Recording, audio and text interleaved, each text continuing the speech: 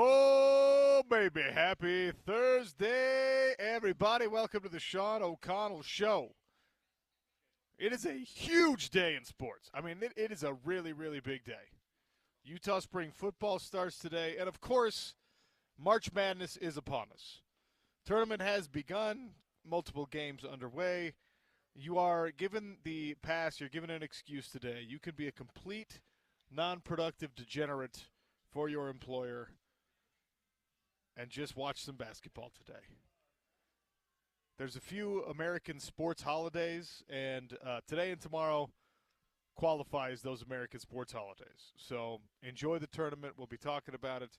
Hopefully you got your $1 Million Bracket Challenge bracket in at ESPN700sports.com. You can always listen to the shows on ESPN 700 Sports. You can find the on-demand section. You can stream us on YouTube. You can stream us on your smart speaker. And, of course, you should already have downloaded the ESPN 700 app. The Sean O'Connell Show is available wherever you get your great podcasts or your mediocre podcasts. High Point 15, Purdue 18 currently. Let's see over here. They're not showing me the score on the Creighton game. 47-29, Creighton over Louisville with about 90 seconds left to play in the first half. Gosh, it's great to have multiple games on. And Such a fun. Go ahead, James. That Creighton game, that's basically a road game for them because that's at Rupp Arena. So, impressive performance by former Utah State Aggie, Stephen Ashworth, and also a Lone Peak guy, I believe, Stephen Ashworth, the point guard for Creighton. They're taking it to basically the home team, Louisville. Pretty awesome. Almost a 20-point lead here for Creighton.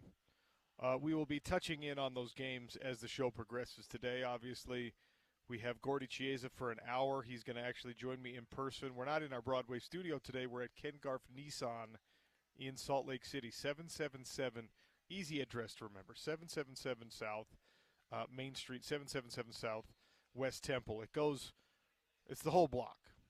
So come find us. You'll see the ESPN 700 van. You'll see the great Nissan vehicles. And if you come into the location here, I think we're going to have some Jersey Mike subs a little bit later, I was told. Yeah.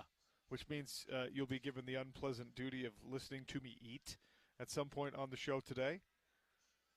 We've got a lot to get to. As I mentioned, Utah Spring football starting today. Also, Big 12 Pro Day is happening in Frisco, Texas at the Star. So we'll give you some numbers on the former Utes who are trying to impress pro scouts at the Big 12 Conference Pro Day at the Dallas Cowboys headquarters.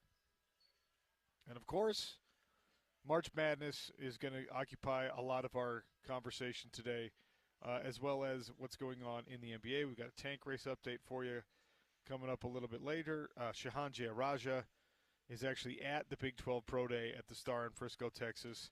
And there's some guys putting up big numbers, some impressive numbers from players down there right now. In fact, I'll start here because I know that everyone's curious, and I'll just go over what we know.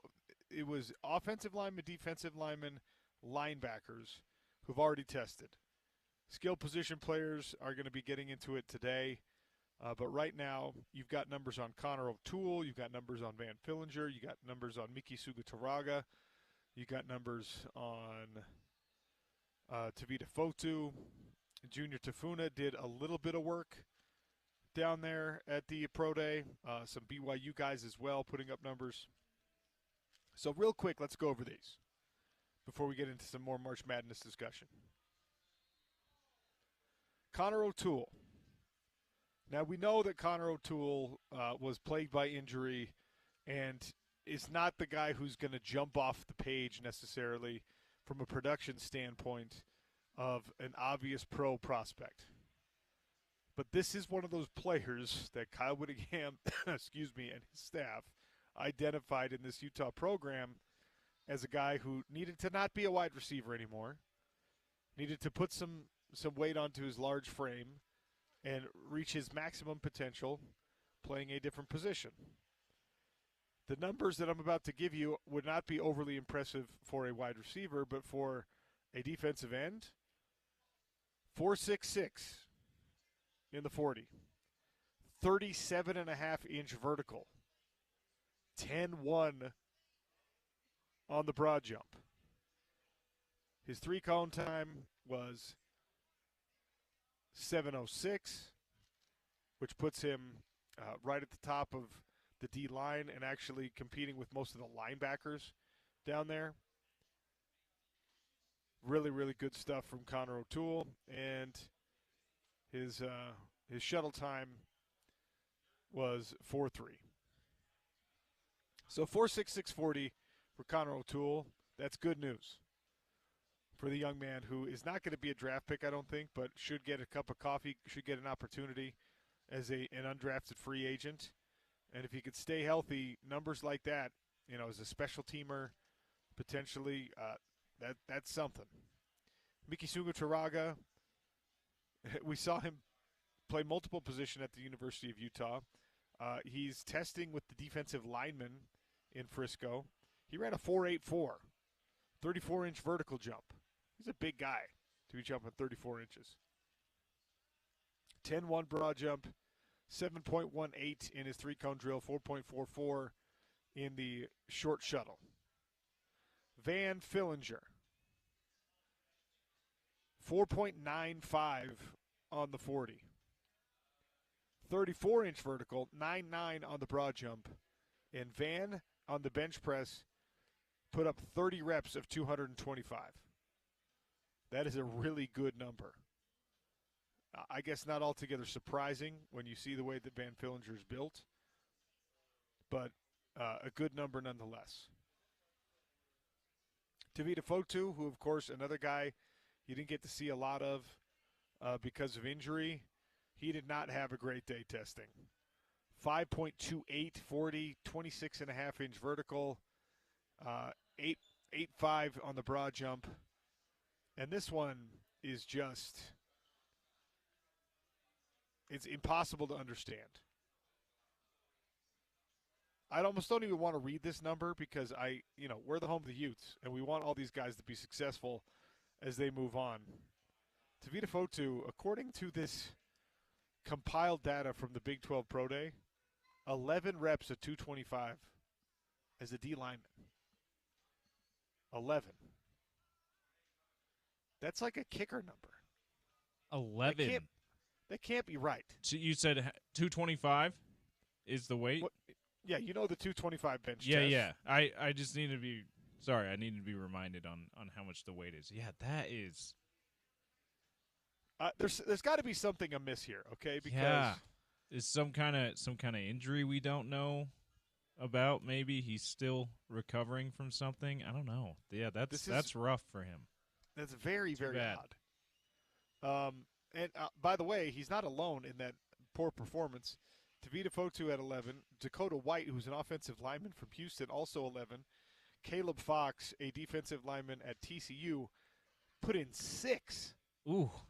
See. What? Man. That can't – there's something – I don't know. Something incomplete about these numbers. I was about to say I could probably do 6, but I probably can't. I'm not a big weightlifter. So I may not be able to do 6 at that weight. But, a lot of just regular people who aren't active high-level athletes could do at least 6 at 225. That's that's at the body rough. weight, when you're walking around at 300-plus pounds or 285, 290 pounds. Way less than your body weight, yeah.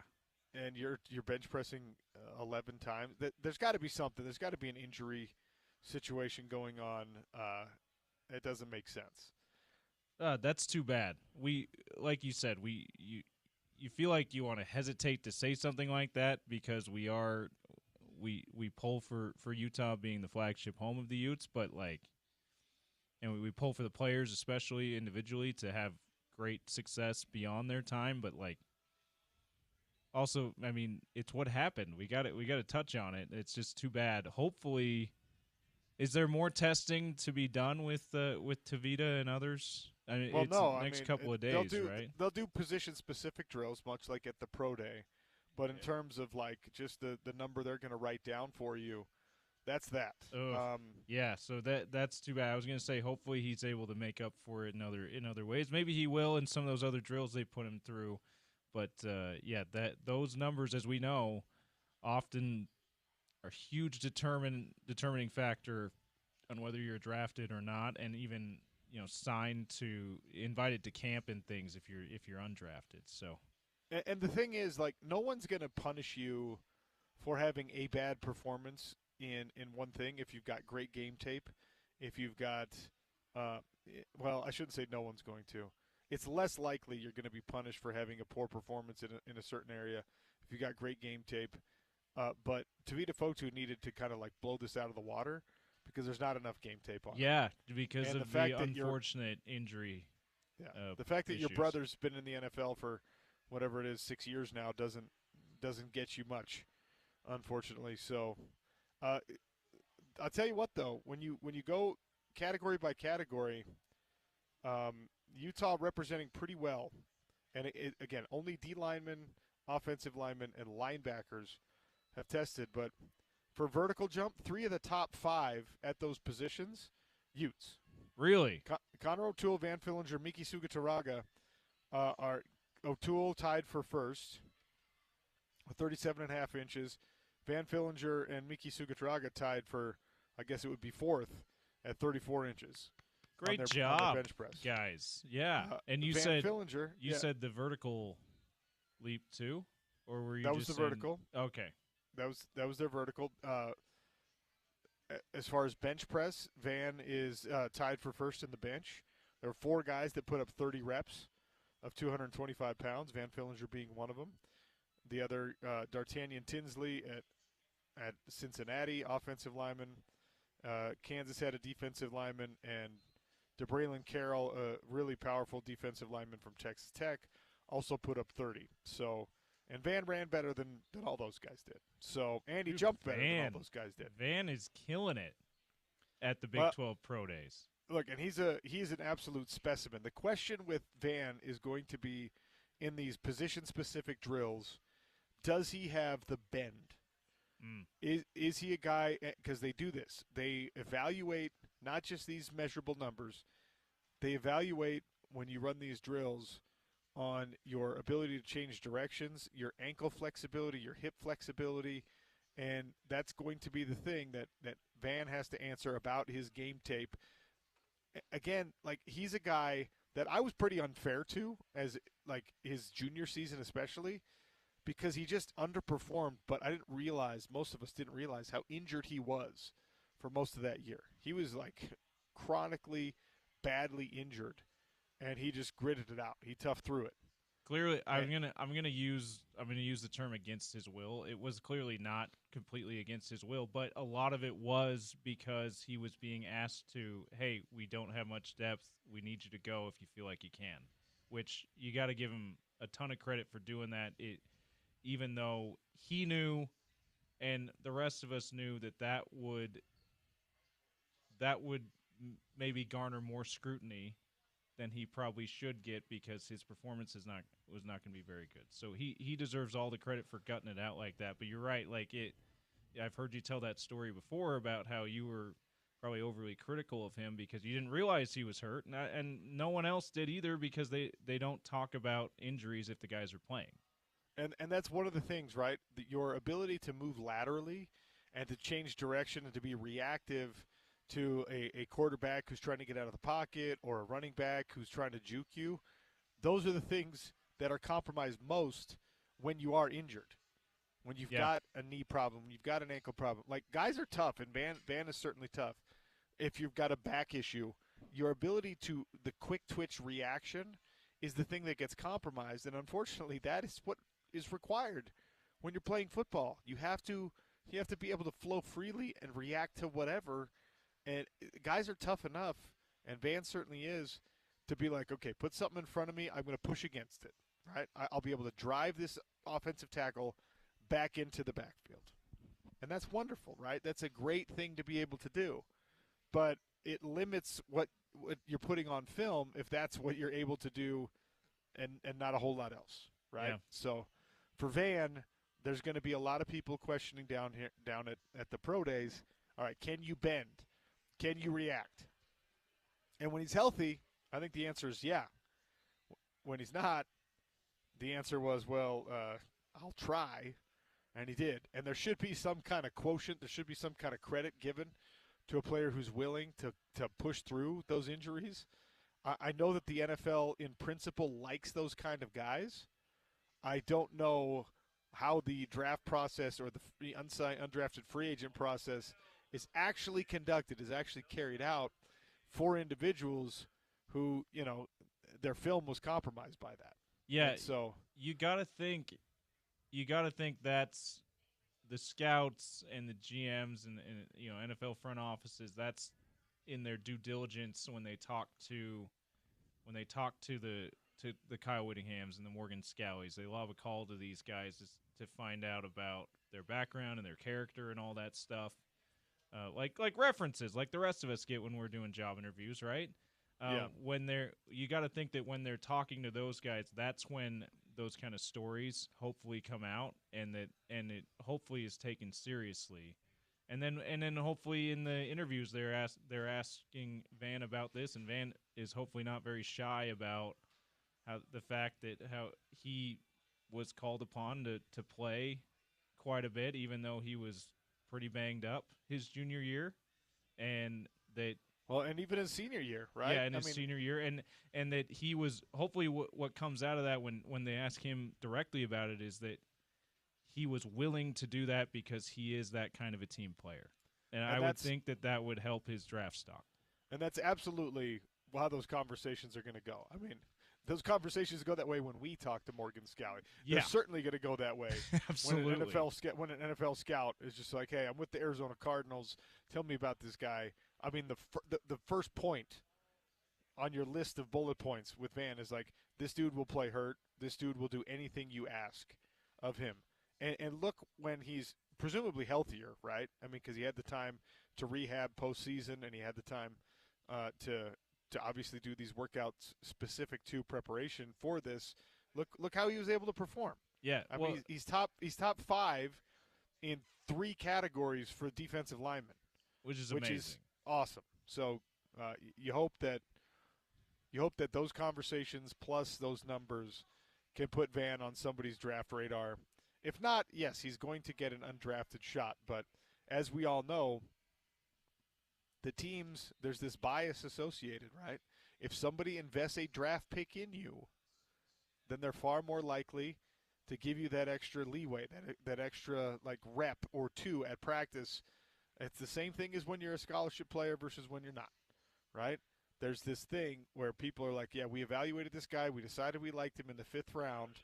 It's a lot easier to make the roster in the 5th round than the 7th round, or to make it make the roster when you're a 5th round pick instead of an undrafted free agent. So I think Van Fillinger, he's going to have to address the injury concerns. He's going to have to convince people that he can stay healthy for an NFL season. But with his physical tools and with his mentality and his grit, I don't see why he doesn't make an NFL roster and carve out a little space for himself in the league for at least a few seasons. Also, Connor O'Toole, I'm really, really curious to see how people are going to react to Connor O'Toole. Yeah, he's another guy who's had injury problems, which prevented him from reaching his full potential. The coaching staff was giving glowing recommendations and glowing reviews is the word I was looking for. In the spring and fall of last year, they thought Connor O'Toole was going to be one of the top pass rushers, certainly a top pass rusher on the team and one of the top pass rushers in the conference. And because of injuries and other things, it just didn't turn out that way. So it's definitely an interesting situation with him.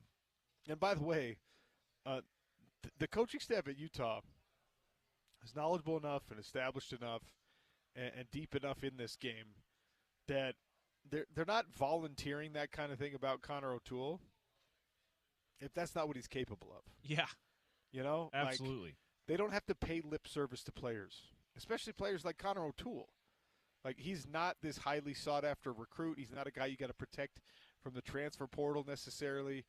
He's a guy that they were just high on because they felt they had reason to be high on him. And unfortunately for Utah football right now, one of the big questions that you've got to answer for everyone is, well, what about these injuries? Like, Brant Keithy's got to answer that question. 2 straight years of a lot. Cam Rising's career was completely derailed. We still haven't heard what the official plan is for Cam Rising, right? I mean, a guy who was on the very brink of going down in program history as either the best or second best quarterback to ever play at the University of Utah, and now it's just kind of like an unfinished business sort of thing. Does he have a pro career ahead of him at all because of the chronic injuries? That's a really nasty cloud that hangs over a lot of Utah football right now. But so far, offensive linemen, defensive linemen, and linebackers having tested in Frisco, Texas, and some impressive numbers being put up by the Utes in attendance.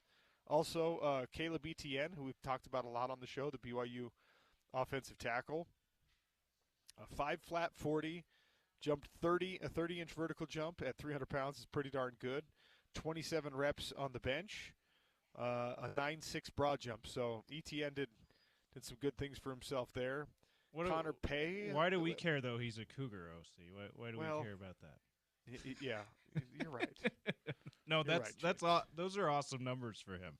Seriously, that's awesome for Etienne. Yeah, Connor Pay had kind of the same, kind of the numbers you might expect. He's not going to impress anybody with his physical testing. He's going to be more impressive when you watch what he was able to do on film. Of course, he was limited this year, and you didn't get a ton of him. So we'll see how that goes for Connor Pay. And let's see, who are the linebackers that have tested that have the in-state connections here? The linebackers, Karene Reed only did the bench press, it looks like. Okay. He already had the combine. Reps. Yeah, it's a solid combine. So this is one of those situations, especially the guys that from the Big 12 that were in the combine, you would think that they're going to probably sit out of a lot of the workouts. They've already got their big showcase underneath them. The rest of the guys, this is the big showcase. Yeah, Junior Tafuna did a vertical jump, a broad jump, and then the short shuttle in the 3-cone. Okay. He did not run a 40 again. He did not bench press again, but he turned in respectable numbers on the vertical jump for someone his size. Again, you always have to, like, a guy like him running 5 flat at the combine, 5'1" even at the combine, at 320 to 340 pounds. That's a pretty good number. Yeah, 29-inch vertical for somebody that big is a pretty good number. You don't need to risk getting a slower or shorter vertical, slower time or shorter vertical by doing it again in another big showcase. You did that at the combine. You had great numbers.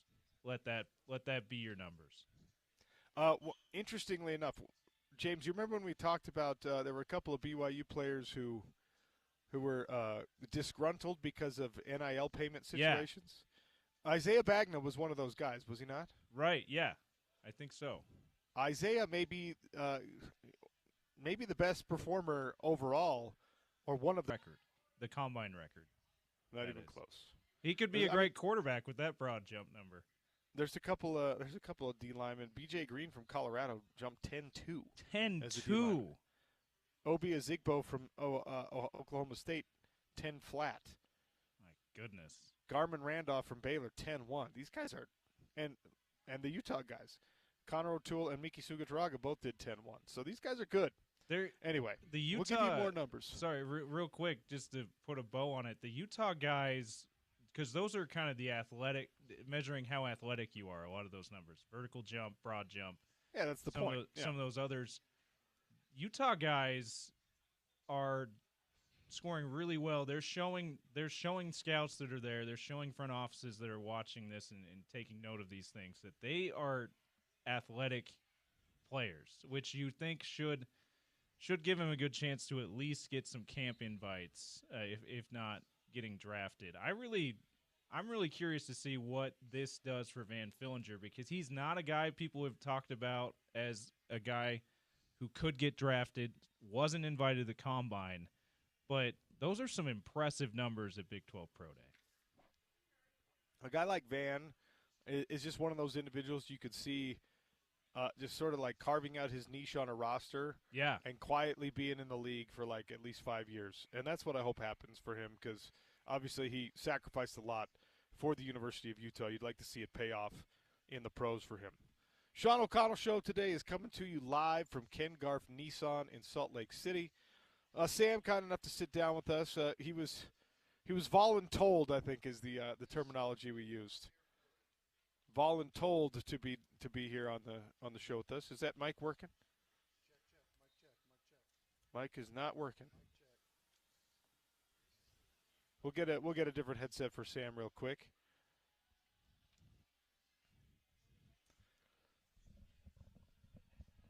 March Mayhem sales event is here at Ken Garff Nissan. They've got Nissan Rogues for 2.9% for 60 months, up to $8,000 off a 2024 Rogue at Ken Garff Nissan here in Salt Lake City. Sam, I think that thing's working now. Mic check. We working? A little louder, yeah. We'll just turn them up a little bit. Yeah, we're working. How we doing? Oh, there we are. Yeah, sounds good. Sam, thanks for having us down here. Tell me and everyone listening right now why today's a great day to come down. Absolutely. We're doing our Take Your Shot sales event, kind of with March Madness going on. We've got TVs all over our showroom with the games going. We've got bracket busting deals, we're calling it. So right now on any new car, you get employee pricing, which will be invoice cost less any rebates, plus special APRs as low as 0%. We've got 2.9s, 3.9s, great subvented rates. When you buy a new or used car today, tomorrow, or Saturday, you get to shoot up to 3 shots on our little showroom hoop. And if you can win free Advantage Care with just 2 years of oil changes, free tint, or all-season mats. If you hit all 3 shots, you get all 3 things. Wow. So it's just a little Papa shot, by the little way. Papa shot. That's it. Let's go. Yeah, buy a car, shoot 3 shots. All right. What if someone comes in and mom or dad is the one who's going to buy the car, but they've got like the 12-year-old who's just excellent at the Papa shot. All in. You can have the kids. You can elect who's shooting. I love it. You got it. Whoever you want to do. Can you shoot for people? Hey, I'm not good, so I'm not.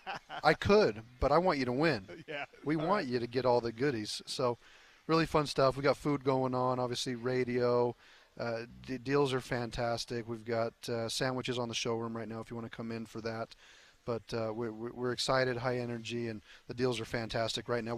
We haven't done an employee pricing special sales event for 5-6 years, so that's awesome. Really, really good time to come on in. So a great selection of new vehicles. If I'm in the market for a used car right now, though, how many used cars do you have on the lot? We've got about 160 used cars outside, ranging from $5,000 to $80,000. We've got everything. We've got just about every manufacturer out there. We can always pull from any other Garff store and make sure you're still taken care of on it and get it over here. But we have a fantastic selection outside. We've got a great finance team. We work with all the major banks and credit unions if you want to go through your local credit union. And so we've got really good stuff going on. 777 South West Temple. Come down, check us out. Yes, sir. At Ken Garff Nissan. Sam will hook you up. And we've got Gordy Chiesa, who's joining me in person down here at Ken Garff. So lots left to get to. We're just getting started on the Sean O'Connell Show. Don't go anywhere. It's Utah's #1 sports talk, ESPN 700. Thanks, Sean.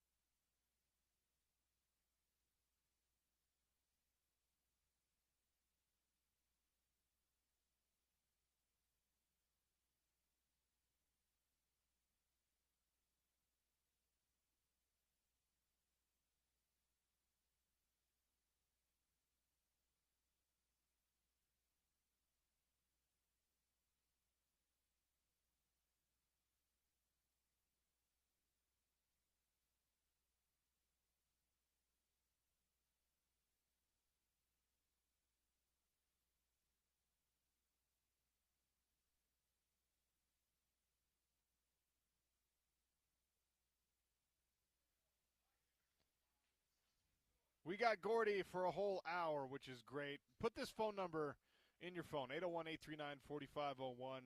That's Top Local Roofing. Our friend Justin Cunningham could take care of you. Any issues you're having with your roof, if you're looking to build something new, if you're looking to repair something old, if there's shingles blowing off in these windstorms, if the ice dams have built up on your gutters and pushed those shingles up on that lower portion of the roof, they'll take care of all of it for you. Top Local Roofing, 801-839-4501. It is a big day. We're here at Ken Garff Nissan, 777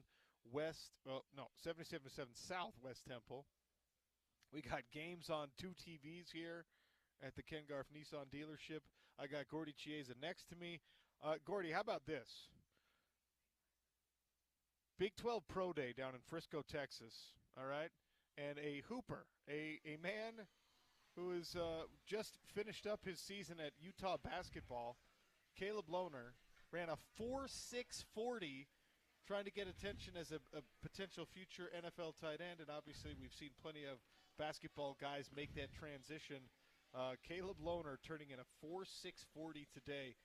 Impressive, especially because most guys take months and months, and they train specifically for the 40. They train specifically for the short shuttle drills and all that stuff. He was practicing basketball while everyone else was getting ready for this. Yeah, very much. Add to that, so which means that the ability to change direction in short burst, and that's what happens as far as guys can do that. So Antonio Gates is really the benchmark as far as NFL people that played college basketball. And so it happens. The Dallas Cowboys, Sean, used to have this all the time. They would, Gil Brandt would mail all the colleges about some of their better athletes, college basketball, and then give them a list, a working list, and then eventually the Cowboys would draft some basketball players, and some worked out. I mean, there's a bunch of guys. Obviously, Tony Gonzalez, one of the best Cal tight Berkeley. ends in the history of the NFL. Antonio Gates, who you already mentioned. People forget sometimes that Julius Peppers at one point was on the North Carolina basketball roster. Very much, and again, those guys have their light footwork. I call them almost like dancing bears. The way they're able to be light with their footwork, and that's based on basketball with change direction and fast twitch, and then suddenly you're in football. You're running down the sideline, trying to break the middle of the field. You're able to change direction with fluidity.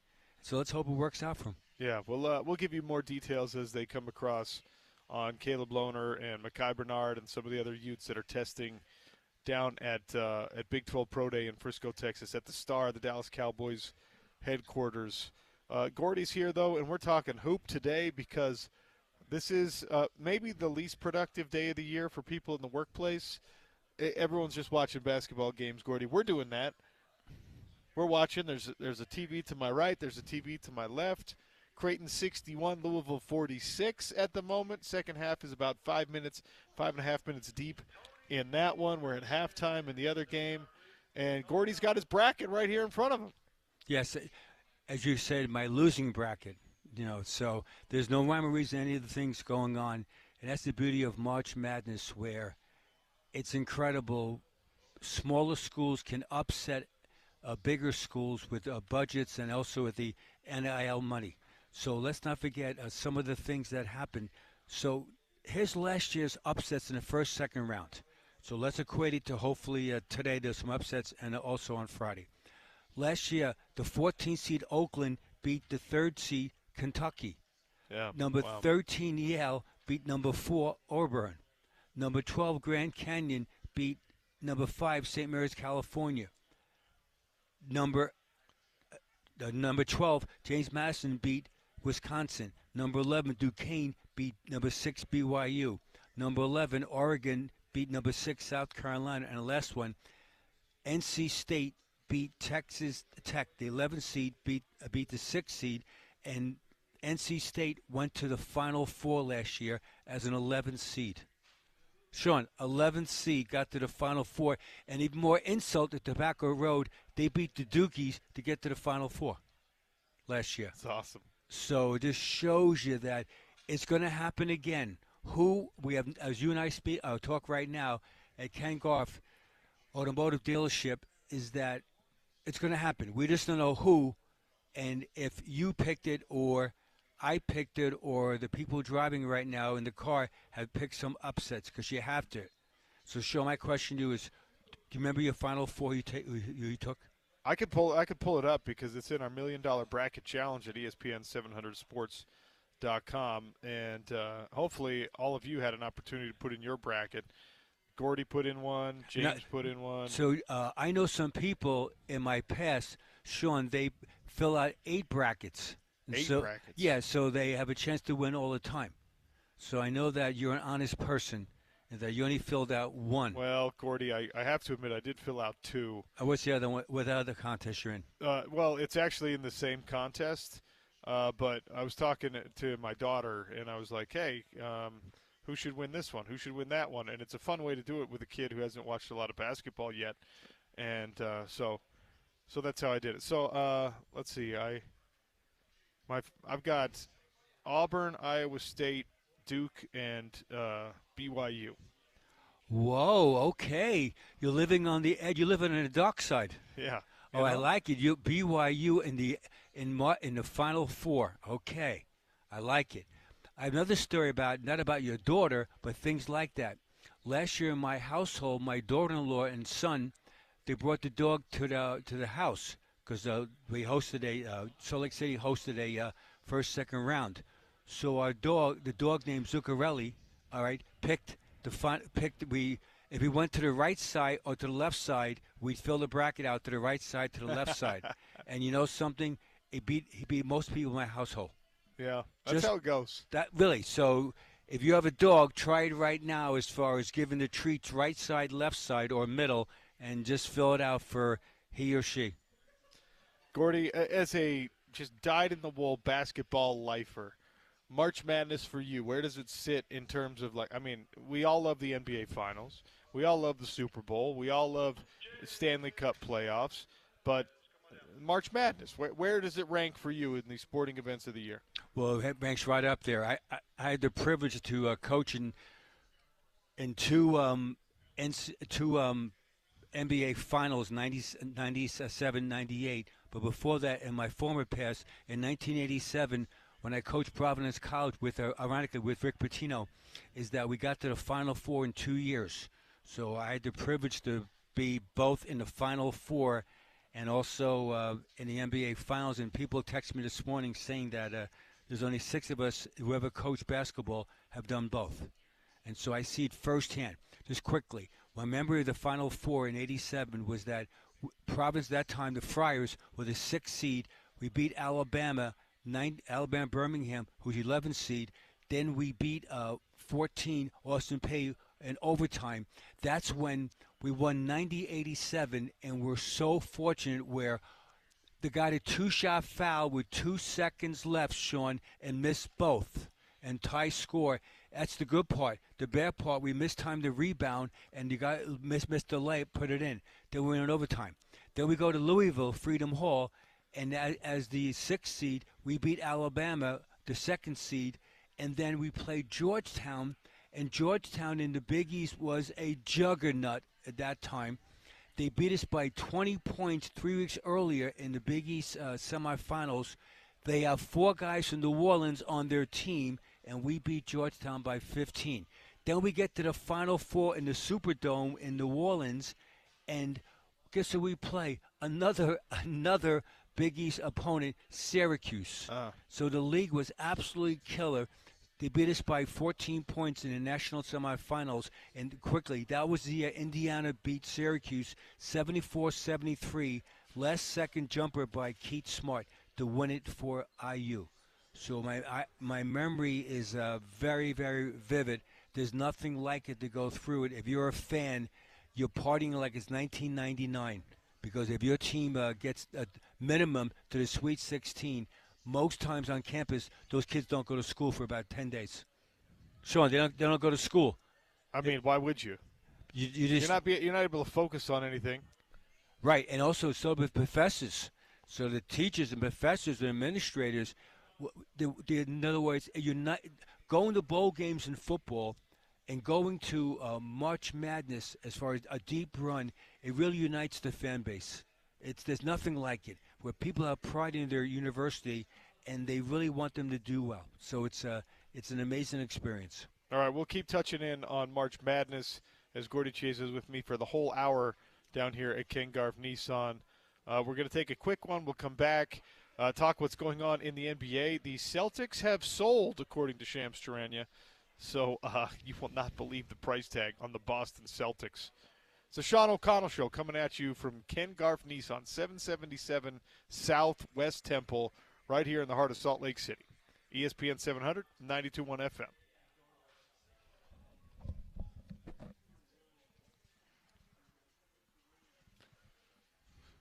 Sean, I love it. BYU Final Four. I got BYU in the. That was actually that's my daughter's pick because she knows what BYU is. Right, exactly. That's the criteria. And my she might be right. my father-in-law is a big BYU guy, so her grandpa's always trying to indoctrinate her in favor of the Cougars. Sure. No one knows the answer. Nobody. Yeah, the Celtics, what makes it so important, the Celtics sale, because now that will accelerate the new expansion. So up to that point, they weren't, when's the expansion going to be? Adam Silver kept on saying, well, we're progressing towards it. They're waiting for the Celtics to be sold. Wow. The TV contract. So now they're sold for the $6.1 billion, and now we'll see in the next, Sean, 6 months, the two new expansion teams. You think that quick? Well, as far as announcing it, Yeah. and then it'll take about, but minimum 2 years. Sure. To actually be in the league and get up and running. Where are they going to be? Okay, I'm guessing Las Vegas and Seattle. Las Vegas, absolutely. The test market, the WNBA, and Vegas, and now the games are on the books. NBA games never are on the books. Yeah. As far as gambling, now they are, so it's perfectly normal. Yeah. And then so I would say Seattle, which is a tremendous fan base. It's the 13th largest city in the country, which means that someone has to go from the Western Conference to the Eastern Conference, probably be the Pelicans or Minnesota. Yeah. Probably. Either or, if not both. So it's a huge thing. It's awesome. Sean, it's 6.1 billion for. Maybe that's just the Celtics don't own their own building. It's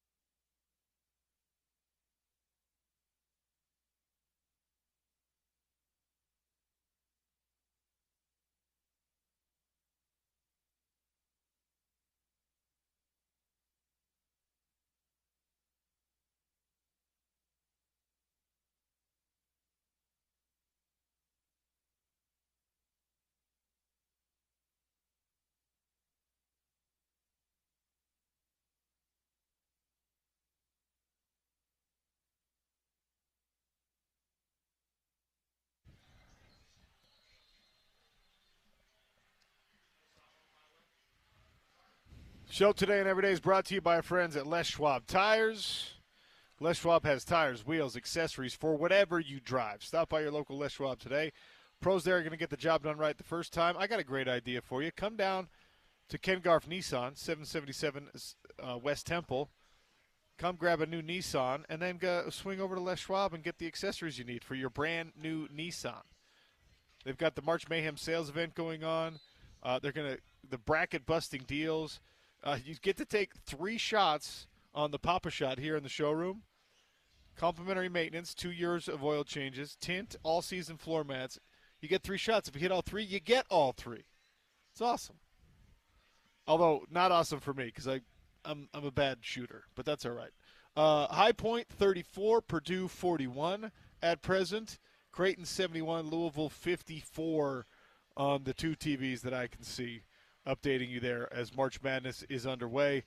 Gordy Chiesa is here with me for another 40 minutes or so. Always love to have him. And Gordy, when we were going to the break, and in the break we were talking about this, the Boston Celtics, they've been for sale, and it looks like now a deal has been settled upon. A group is purchasing the Boston Celtics at a $6.1 billion valuation. Woo! And what's shown with that is that it's the largest purchase ever of a North American sports franchise, even more than the Commandos, as far as in Washington D.C. was $6 billion. So again, $6.1 billion. Bill Chisholm, who's the managing partner of a hedge fund called Symphony Technology Group, who's also a native son of Boston, Massachusetts. So that was his team growing up, the Celtics in the heyday, and he has the wherewithal and the economic power to purchase the Boston Celtics, which is a legendary franchise. They lead the NBA historically in the most championships with 18 titles with the LA Lakers, their arch rival, close with 17. So the $6.1 billion purchase is going to be surpassed 2 years ago when the Suns in the NBA were purchased for $4 billion.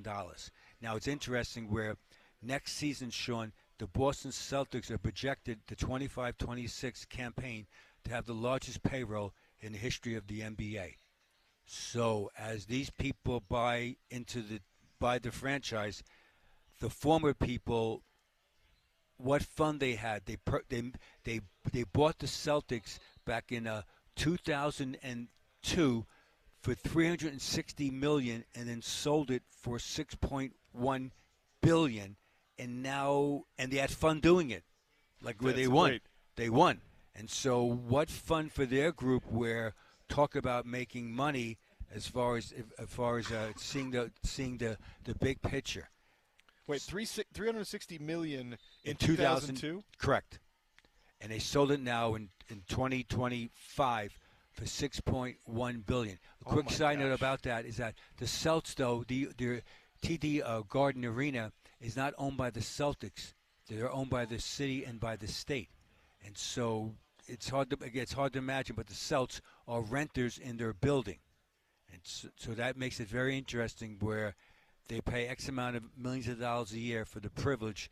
Because also the Boston hockey, the Boston Bruins play there also. So they're almost co-tenants, plus all the other things there. The musical groups in there and all the things going on there, the arena to make money. So it's a great thing. Add to that, so expansion.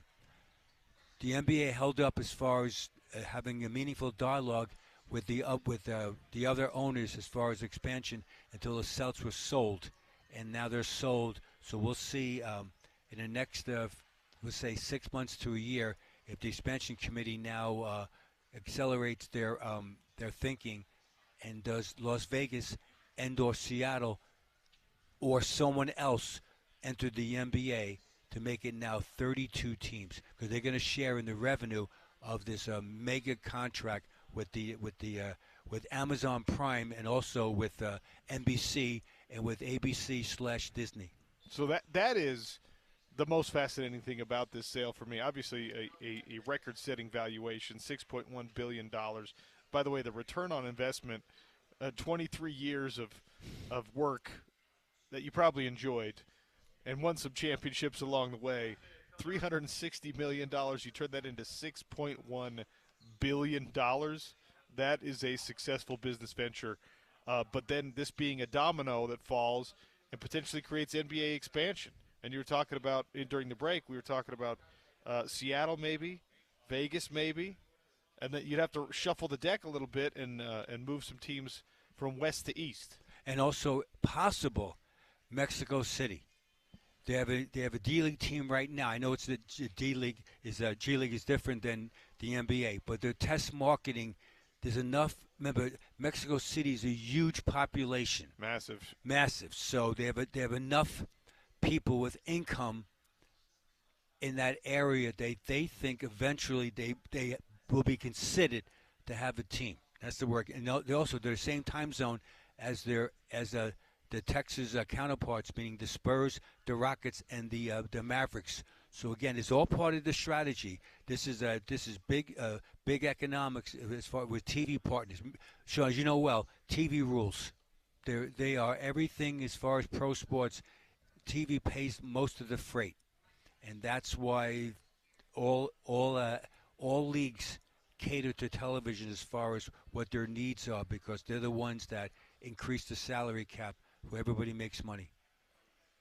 That'd be very fascinating to see a team in Mexico City. The altitude in Mexico City, it's like the highest capital in the world or something crazy like that. Yes. I mean, it's 3,000 feet higher than Salt Lake is.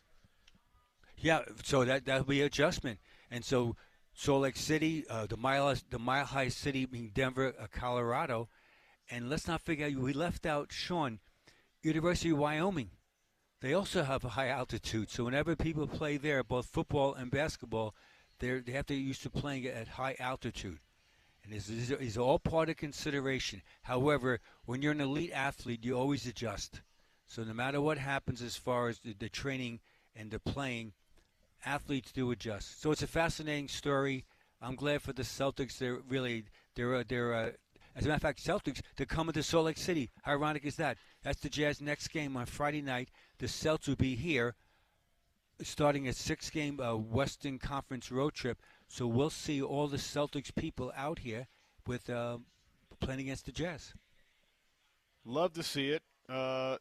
Congratulations to all the sports owners out there, all the team owners out there who have seen their sports assets just balloon and inflate in value. If you had the vision, we were talking during the break also about the LA WNBA team. Mark Davis and that group bought everything for $1 million. $1 million, like 5 years ago, 10 years ago. And they've grown it into, championship level franchise, hundreds of $1 million in valuation now. It's absolutely insane the way that sports properties have blown up. Add to that, Caitlin Clark effectiveness. Yeah, sure. There's no doubt about it. So she's a unbelievable player that's got game. She's likability. She has a good personality, and that's helped women's sports across every women's sport, especially basketball and soccer.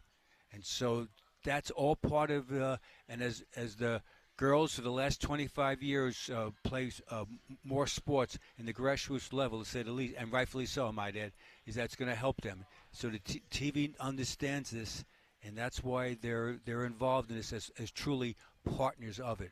Quickly, in Jazz basketball, a long time ago, Larry Miller and Gail Miller bought the Jazz as far as majority ownership in 1985 for $15 million. And then they reported over the years. Now, I don't know this for certain, but they reported over the years when Gail Miller sold to the Smith Group her shares of 80% of the shares, she made $1.66 billion on that. So she still owns 20% of the Jazz. That's a healthy ROI, a nice little return on investment for the Miller family as well. That's the business of sport is so incredibly fascinating. And when you talk about these payrolls and everything going on with the Celtics, for example, the Dallas Cowboys, we were speculating how much a franchise like that might be worth. The Commanders set the previous record that just was broken by the Celtics. It's just nonstop, Gordy. So Victor Wembanyama, you and I talk about often, he'll be the first player in the history of basketball eventually on his second contract will make $100 million in a season. That's insane. $100 million. I didn't say lifetime, which is a lot of money. Trust me, I say this. We're saying in a season. And by the way, I think San Antonio is a smaller market. Yeah. Remember that myth? Oh, you can't win in a small market, or small markets can't. They can't have enough money to pay the guys. Really, because that's truly a myth. Check your bracket in our $1 Million Bracket Challenge. Perfect bracket wins you $1 million. Go to ESPN700sports.com. Click on the $1 Million Bracket Challenge. It's right at the top of the page. Keep track of your picks. The Bracket Challenge is brought to you by Motorsportsland, Jersey Mike's, Intermountain Sportsman's Expo, Intermountain Bobcat, and Ken Garff Nissan in Salt Lake City, which is where we are sitting right now. And Isaac sitting down with us. Isaac, nice to meet you. Yes, sir. Nice to meet you as well. How you doing? Why should somebody who's in the market for a car come see you at Ken Garff Nissan today? Well, just because this is basically our biggest event of the year. I mean, one of our two biggest events. We have our March Madness event and our Black Friday event. And this event, I mean, we do some of the most aggressive pricing that we see on all of our vehicles. We have employee pricing on all of our new cars. Tell me what that means. Tell me what employee pricing means. So basically, you're going to get like dealer cost, right? So like what we buy it for, you know, you're going to get it for the exact same price, the best deal on the market that you'll find for a new Nissan. And then all of our used cars as well. I mean, we have some of the best used car pricing out there on the market at the time, and some of the nicest used vehicles as well. Not only that, we have a lot of freebies happening right now at the moment. So obviously for March Madness, we have the Pop-A-Shot set up. So if you come in, you buy any vehicle from us, you get 3 shots. And there's a freebie tied to each shot. So if you hit all 3, you're walking out of here with 2 years of free maintenance. That's going to be oil changes, tire rotations, car washes. You're walking out with tint on the vehicle and all-weather floor mats. So really cool stuff. We have a lot of free food here. And then, of course, we have ESPN live on the spot calling March Madness.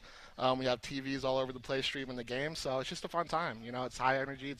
It's a lot of fun. So if you're in the market, now's the best time, literally, to stop by. So that employee pricing, though, that only applies to like the unpopular cars, the stuff that's hard for you to sell, though, right? Oh no, it's every single thing we have on the lot. So this Nissan Armada that's right out front here, this beautiful thing, I'm not getting employee pricing on that. Oh no, trust me, you are. I'm telling you. In Utah State, you're not gonna find a better deal, better pricing on any new Nissan, and I mean any new Nissan. Armadas, Rogues, Sentras, Ultimas, the all-new Kicks, the all-new Murano. All new body styles for those vehicles. The ones that just came out, that all these dealers are holding their pricing on, we're offering employee pricing straight out of the gate, straight out of the factory for these cars. So I'm telling you, it's one of the biggest of the year, if not the biggest of the year. We're huge sports fans over here, so we try to make March Madness as big as we can. Well, and if you're worried about missing the games because you're down here shopping for a car, you don't have to worry about that. They got the big screens spaced out here in the showroom, so while you're talking financing and all that stuff, you can keep up on all the games. High Point 39, Purdue 47 at the moment. Exactly. We got the game streaming. Not only do we have the TVs up, but like I said, we got ESPN live on the spot, so you get to come and see the guys that are behind the mic. Isaac, thanks for having us out here. No and problem. I'm telling you, now is the time. 777 South, West Temple, Ken Garff Nissan. Come see us. We got about another half hour of Gordy Chiesa. We'll talk about the tank race with the Utah Jazz. They didn't do their job last night. They actually won a game. We'll get into it. It's the Sean O'Connell Show, ESPN 700, 92.1 FM.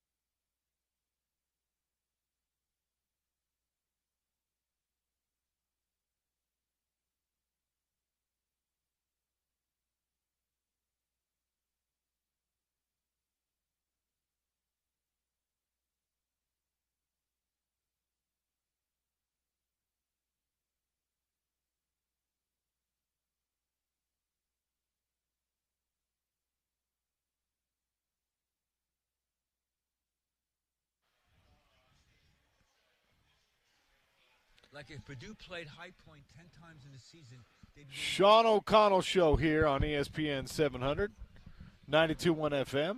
Proud part of Utah's ESPN radio network. We got Gordy Chiesa for another 20 or so minutes here, hanging out with us at Ken Garff Nissan, 777 Southwest Temple.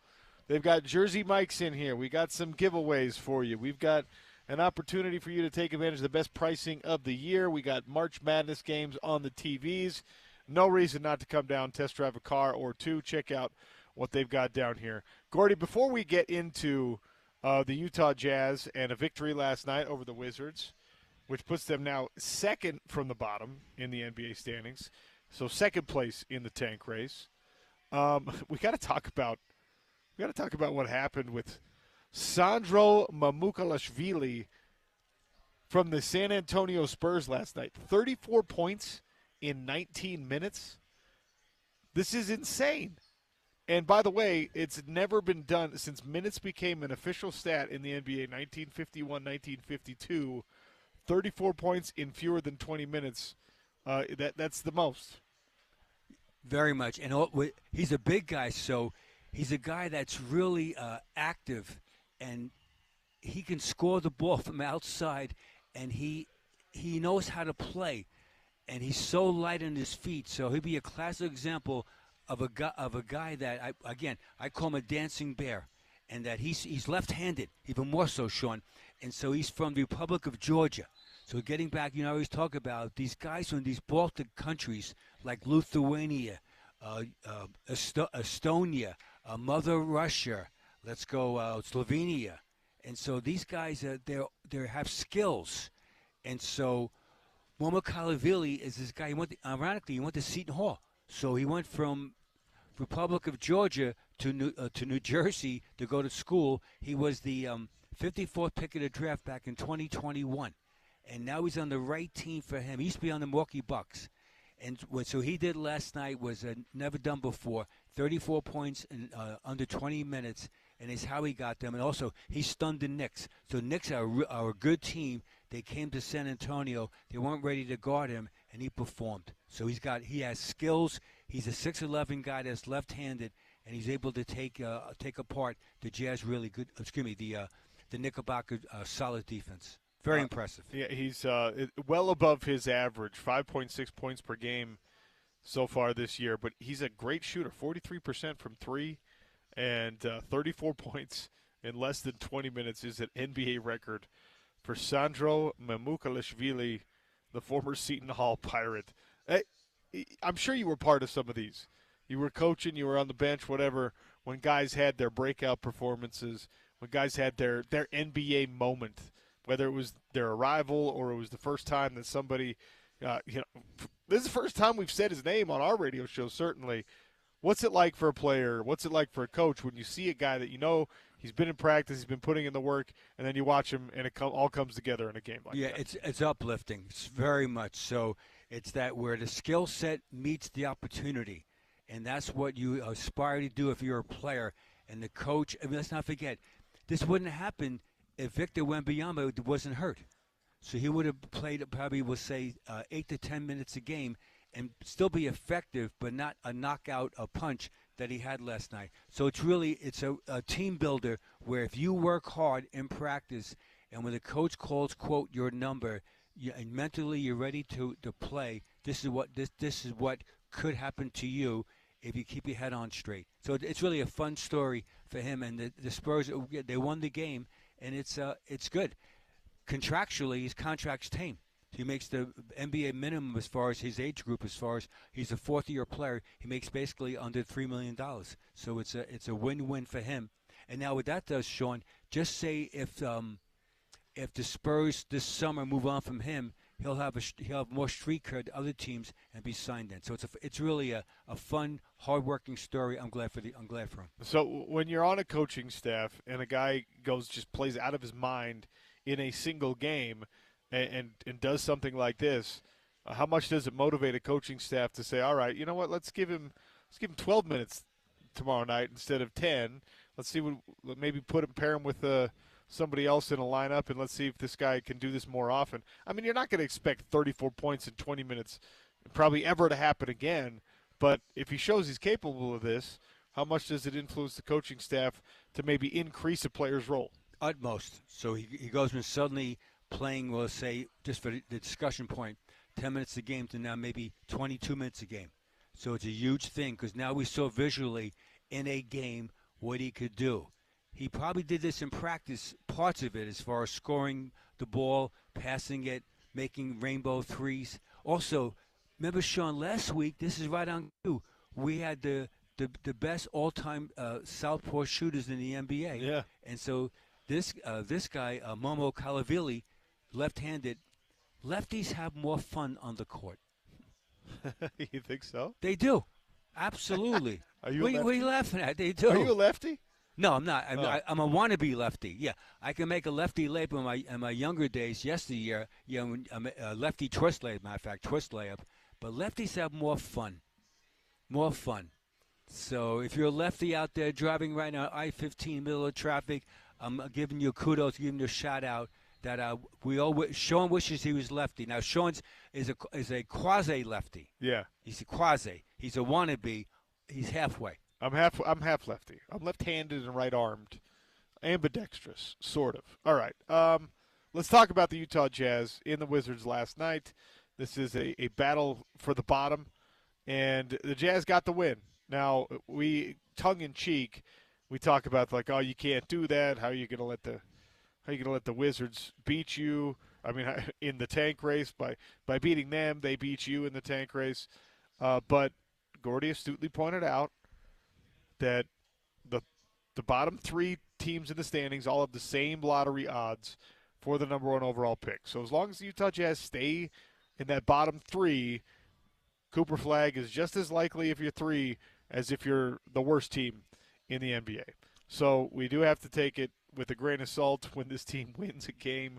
128-112 was the final score here. And what did you like? What did you not like from this Jazz team, Gordy? Well, the first the Jazz really played hard the whole game. It sounds so trivial, but they did. And they moved the ball beautifully. They shot from the floor 56.2% from the field and 40.5% from rainbow threes. They scored 50 baskets, but within the 50 baskets, they had 30 assists, which tells us that we call it sharing and caring, that they shared the ball and they care about their teammates making the right play. Keontae George off the bench was absolutely sensational. He gets 20 points, 7 from 12 from the field, and 3 for 5 from threes, and 4 assists. And with Keontae George, he was a starting point guard, and then they made a shift, which has worked out well for Isaiah Collier. They use now off the bench Keontae George, and this season he's averaging 16.9 points per game. And so he's finding his role. Now, if the Jazz move on from, just for the narrative, move on this summer from Jordan Clarkson or Colin Sexton, which I hope not, but they did for some reason, is that Keontae George would be that sixth-man starter coming in the game in instant offense. So I like the way he played. Oscar Tshiebwe, a guy with a two-way contract, doesn't know any better. This guy hustles. He gets 10 rebounds in 18 minutes. And that's impressive. And he outplayed the big guys in the lane of Alex Sarr and those guys, and Vucevic in the lane, and he was able to gather 10 rebounds. So he's a chance to make an NBA roster again as a two-way contract guy. So it's a good win. What are the odds? The odds now for the Jazz and for the Wizards and for the Hornets, it's 14%. So the Jazz have 14% odds of getting the coveted number one as far as lottery balls in the draft. And then if you don't get the first pick, then it goes back to who finished second or who finishes third. In Jazz basketball, Monday, May 12th is a day of hopefully optimism, and it's a perfect day. If you believe in a lucky charm, then start getting it shiny ready, because that's the day of the NBA draft lottery selection order is on Monday, May 12th. You already mentioned this, Gordy, but up next for the Utah Jazz is the Boston Celtics tomorrow night. The recently sold Boston Celtics for $6.1 billion, if you didn't hear us talking about that earlier. a much different matchup with Boston than with the Wizards. What are you looking forward to? What do you expect in this one? Well, let's give some just context as far as just quickly just metrics. Oh, by the way, the Celtics make the most threes in the NBA, 17.8 per game. The Celtics take the most attempted threes in the NBA, 48.1. So they take the most threes and they make the most threes. And then add to that, defensively, they commit the second least fouls in the NBA next to the Miami Heat. And so that's really impressive. And the turnovers, that they're second in the NBA in least turnovers. So the Thunder are number 1 and the Celtics are number 2. I see tomorrow night game where the Jazz, if they can guard the three-point line, which is very difficult to do the way these guys play, they'll have a much better chance to perform quickly. Peyton Pritchard, off the bench for them, is in the running for the Sixth Man of the Year. He's averaging 14.1 points per game, but it's how he gets them. And this guy named Sam Hauser, who torched the Jazz last time in TD Garden about 3 weeks ago, he's shooting 40.3% from threes. And so we all know about Jason Tatum and about Jaylen Brown, who didn't play on Tuesday night. They rested them at home against the Nets. But the Celtics come out here west now for a 6-game road trip, and these guys will be ready to play tomorrow night. So if you're a Celtic fan, which many people are living in this area from back east, enjoy the game. It's a 7:30 start, and it should be a hard-fought game, and the Celtics are ready to play. All right, Gordy, what's your list today? All right, Sean, I want to test your knowledge, which you have so much of knowledge, and also I want to test also James Peterson. This is our annual nicknames of the universities participating in this year's March Madness. It's not all of them, but just some of them. Note quickly, Sean, is this someone like you? Many people pick their basket winners based on odd reasoning. Uh-huh. All right, including 1, the school's nickname. Yes, fair. 2, mascots. 3, team colors. 4, your accountant's alma mater. And 5, they once had a shot of tequila on campus 25 years ago with some hot chick. So that's the criteria of this. So here, I'll give the name of the team, you and James Peterson, or if you're driving right now on I-15, yell out, beep the horn, and yell out, you know the answer. Okay. All right, Sean, I'm going to start out slow to develop your confidence. All right. University of North Carolina, what's the nickname? I mean, obviously that's the Tar Heels. Correct. Here we go. Good. Grand Canyon University. I know this one because my longtime co-host, Jeff Schwartz, his wife is a Grand Canyon antelope. I love it. Good. St. John's. St. John's is the Red Storm. And/or Johnny's. All right. High Point University. Cougars. James, wait, we got something here? Panthers. Okay. All right. Yeah, that's a University cougar, right? Quasi. All right. I knew it was a cat. Texas. I mean, come on. Longhorns. Again, I'm developing your confidence. I appreciate you. I know you're a little shaky sometimes. Troy University. Troy does us all a favor. They don't overcomplicate things. Trojans from Troy. I love it. Correct. UConn. Huskies. I love it. Yale. Bulldogs. Right on. Iowa State. Cyclones. St. Mary's College. The Gales. I love it. Correct. Liberty University. Liberty is like, it's a bird of some kind. Is it?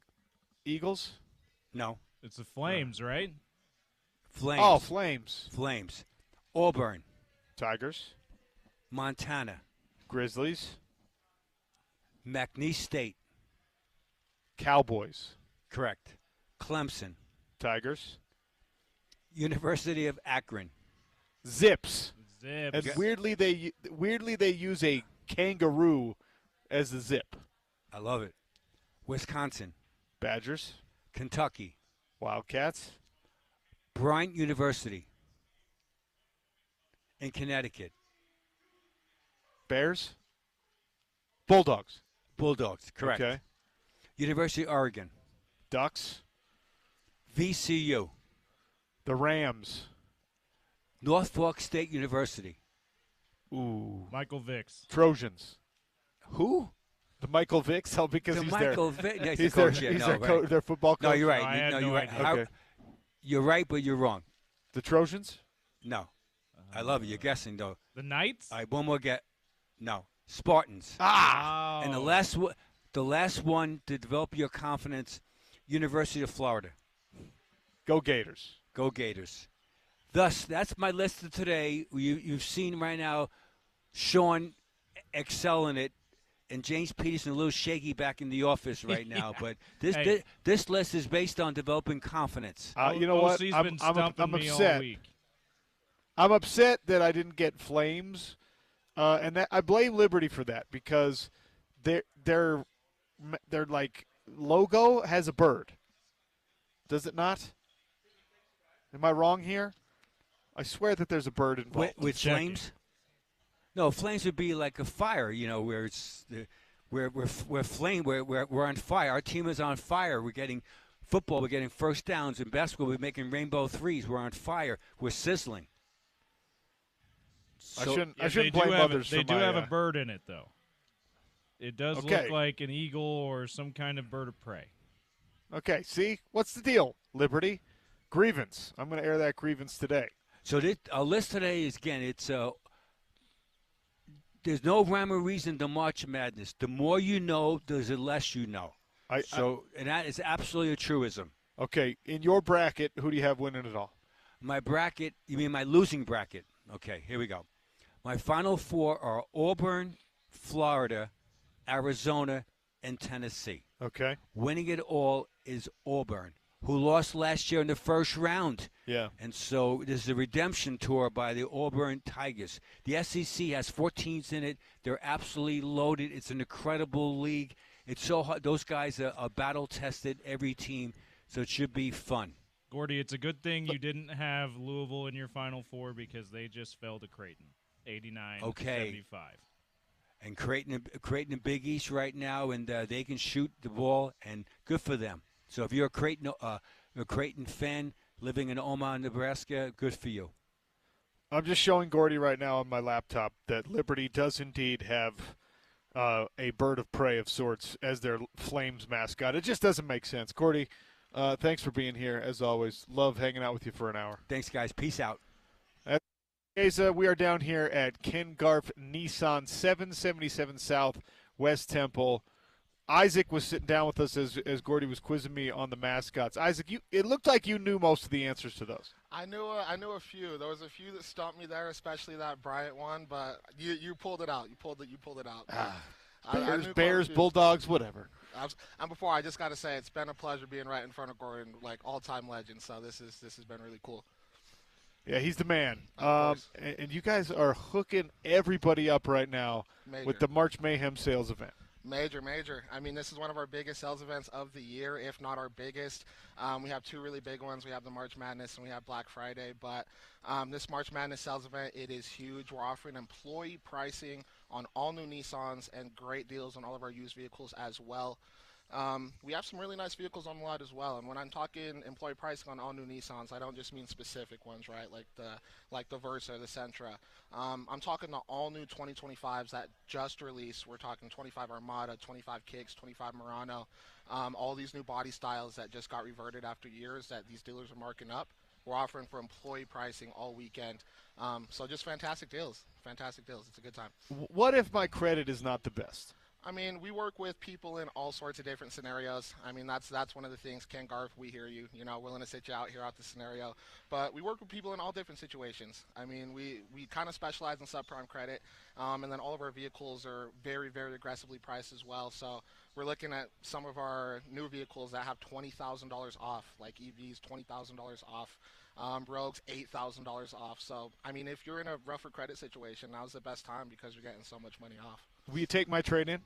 Oh, of course. I mean, we're getting super aggressive on trade-ins as well. I mean, we have over 100 used cars on my lot right now. We're one of the biggest used car dealers in Utah. And not even that. If you're not even looking to come and buy a car, we're always looking to buy a car. So we have free food going, we have free drinks, we have TVs. We're streaming March Madness all weekend. So even if you're not looking to buy, pop in and I'll buy your car from you. They got some Jimmy Johns to give away. We've got Smith gift cards to give away. But most importantly, Ken Garf is hooking you up employee pricing on new vehicles. They really have an incredible selection here. The staff has been great to us. Isaac, thanks for being here. No, Thanks for telling us what you got going on. of course. Just one sec, touching on the giveaways. Any new vehicle purchase from us this weekend, you get 3 shots on our hoop for March Madness. We're talking free tents, free floor mats, and free maintenance. That's oil changes, tire rotations, car washes. If you hit all 3 shots, but even if you hit one out of the 3, you get to walk away with something, which is really cool. And then, like you said, we got gift cards. We're giving away jerseys. We're giving away jazz tickets. We're giving away TVs. It's huge. So not only are we giving away a ton of money off our cars, but we're giving away a lot of freebies as well. So great time. 777 South, West Temple. Come down and see us. Tell Isaac that OC sent you in if you can't come down during the show live. Lots left to get to on the Sean O'Connell Show. In fact, we're going to check in from Big 12 Pro Days, spring football beginning today. Talk a little Utes with Sammy Mora next on the Sean O'Connell Show. It's Utah's #1 sports talk, ESPN 700.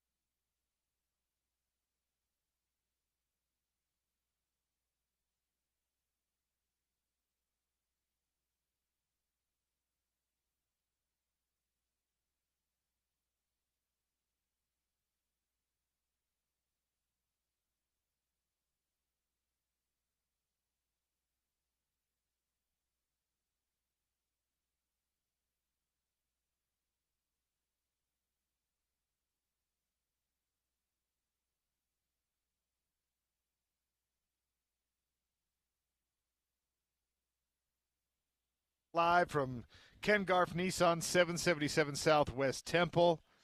We've got Smith's gift cards. We got Jimmy John's.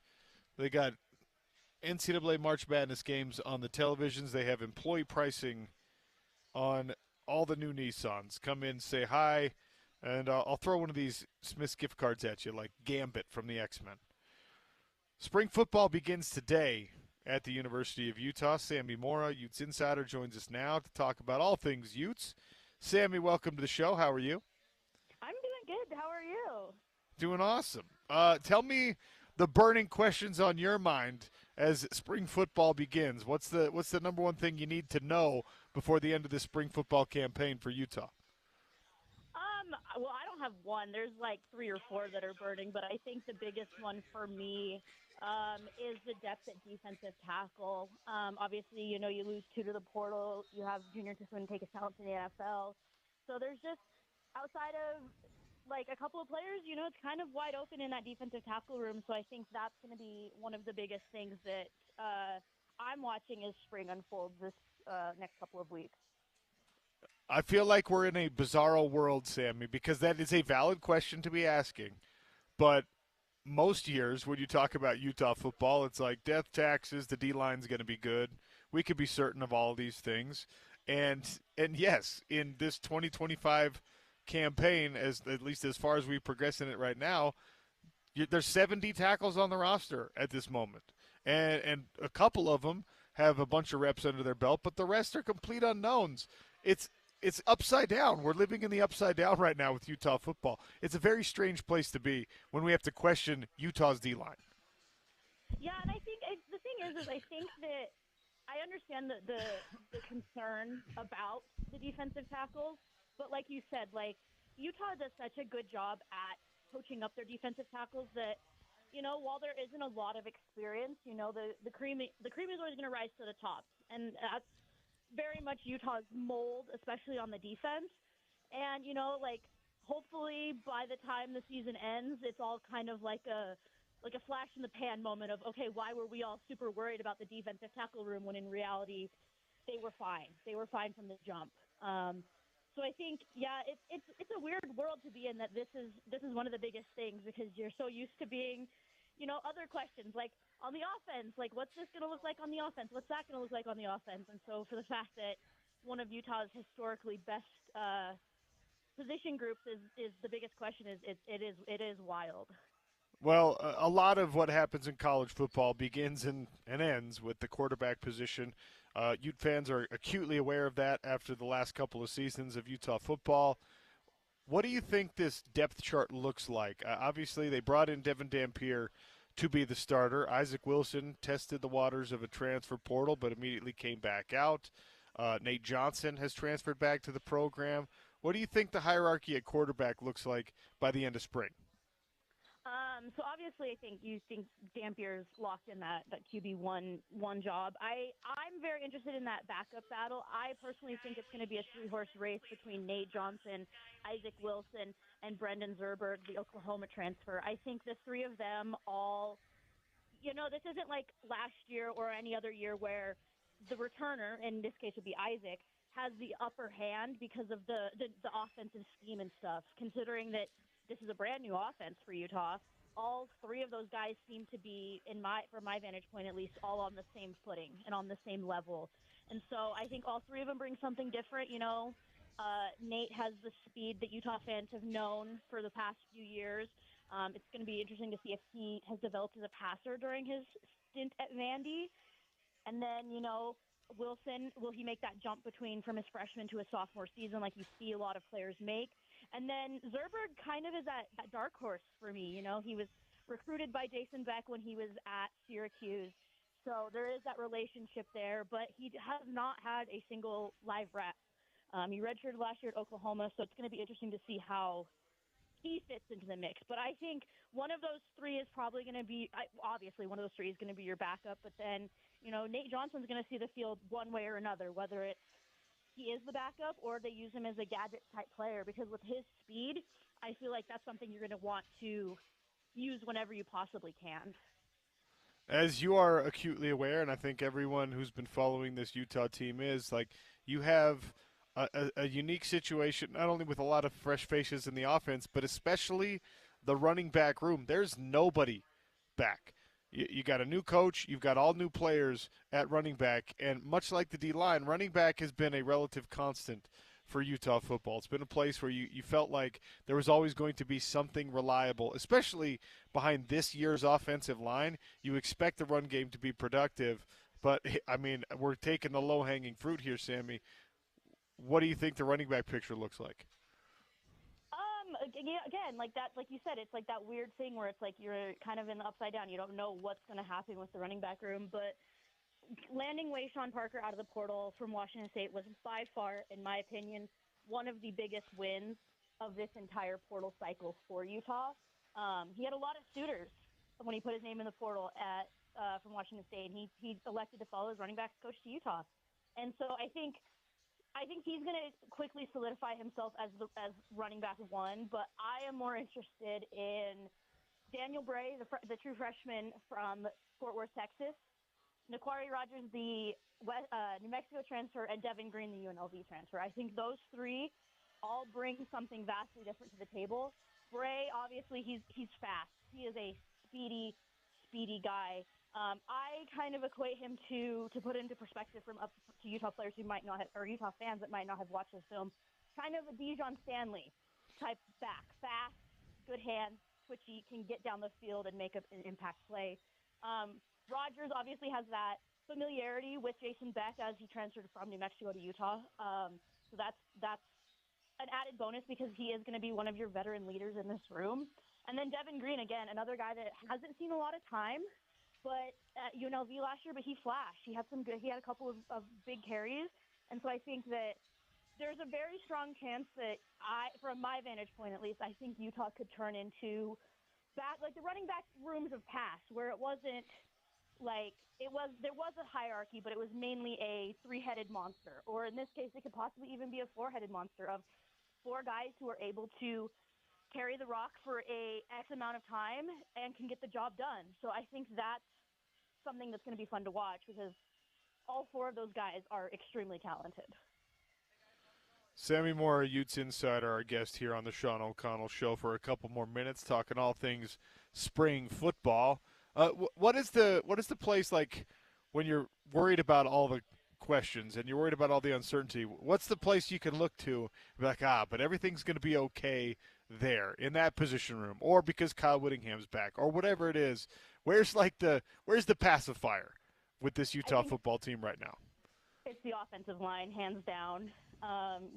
The retaining Spencer Fano, bringing back Caleb Lomu, the amount of starters you have returning, and the amount of experience you have. I think that this offensive line has the potential to be one of the best that Utah's ever seen. Guys stay healthy.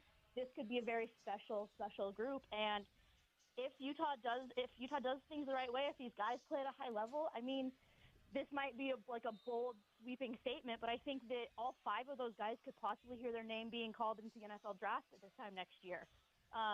It's such a solid offensive line, and I think that's going to be one of the biggest things. And I think we've seen in the last few years, like, if the offensive line, like especially last year, with the offensive line was playing at a high level, but everyone said that they were kind of struggling and stuff because of the lack of production at running back and at quarterback and all these other things. And I think with a different quarterback who understands his offense, with new playmakers around everybody and stuff like that, I think that this offensive line truly can live up to its full potential.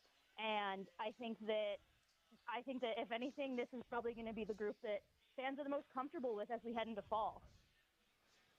I agree with you there. And you put something in your answer that unfortunately all of us feel like you have to put in the answers or in the questions because of what's happened these last 2 years. If this team stays healthy, if this position group stays healthy, if this individual player stays healthy. And I'm going to ask you an unfair question here because the team has tried everything. They've researched.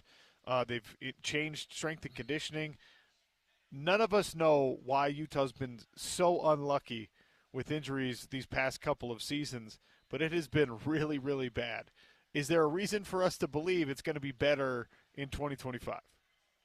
I mean, it's one of those things where it's like you don't. With the changes they made last season, they said that the core muscle injuries were lower. And you weren't hearing about as many pulled hamstrings or strained muscles throughout the season and stuff.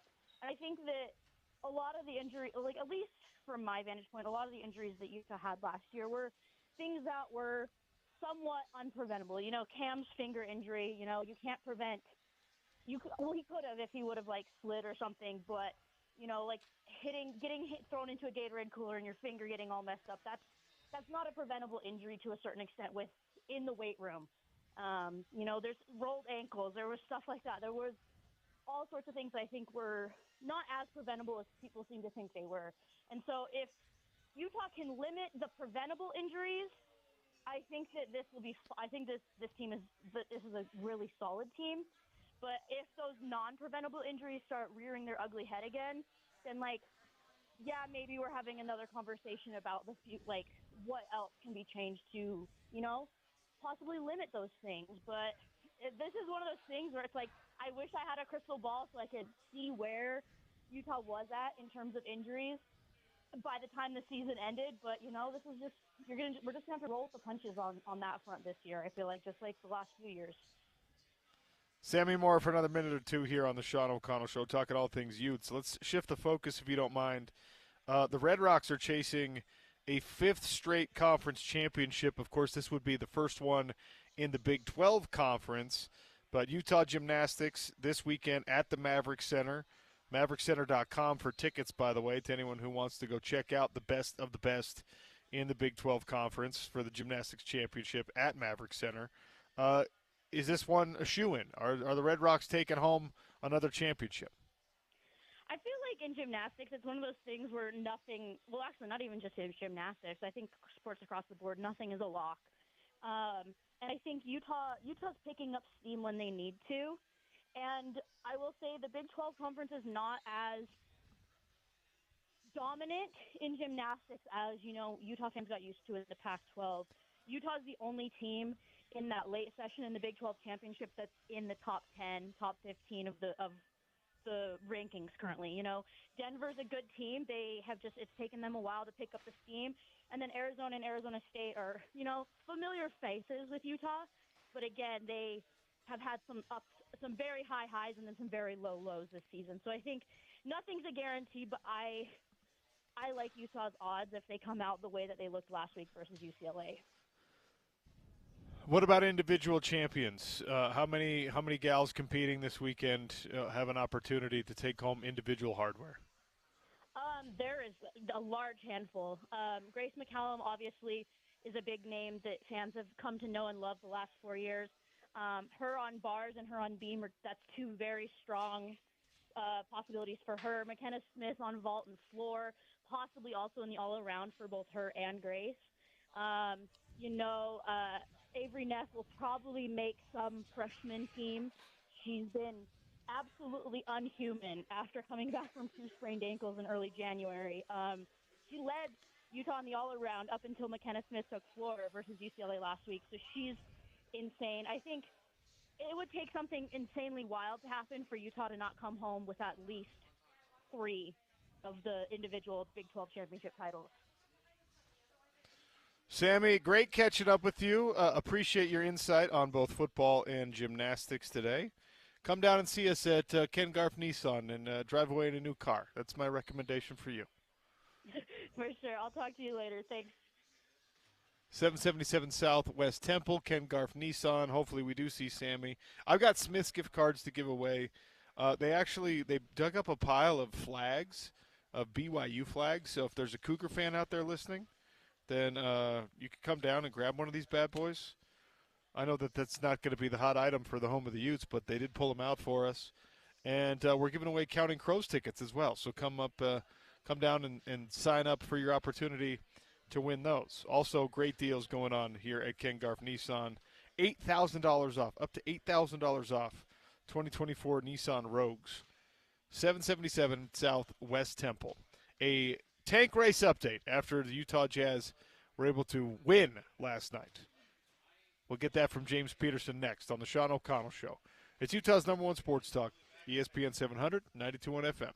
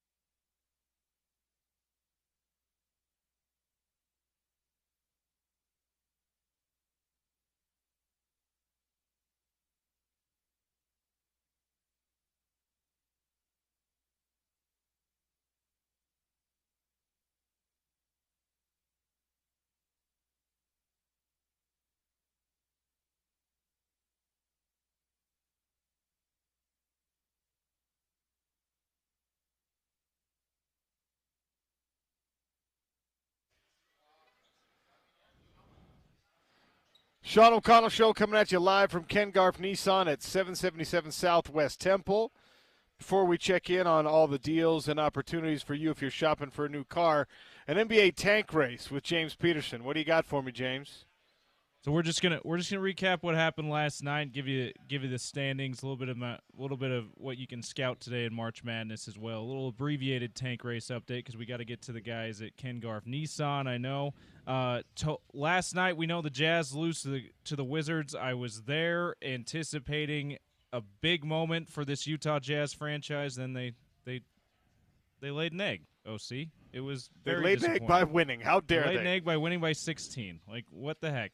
By the way, one quick note on that. Oscar Tshiebwe, he played in the morning in the Salt Lake City Stars G League game, and then he played in the Jazz game. So he played almost 60 minutes of basketball yesterday, OC, and not only that, he had a combined 36 rebounds in one day.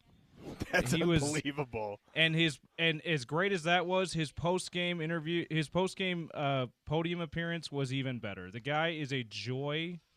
Is such a joyful human being. My first time I had the absolute pleasure of hearing him speak, and it did not disappoint. He's just a joy.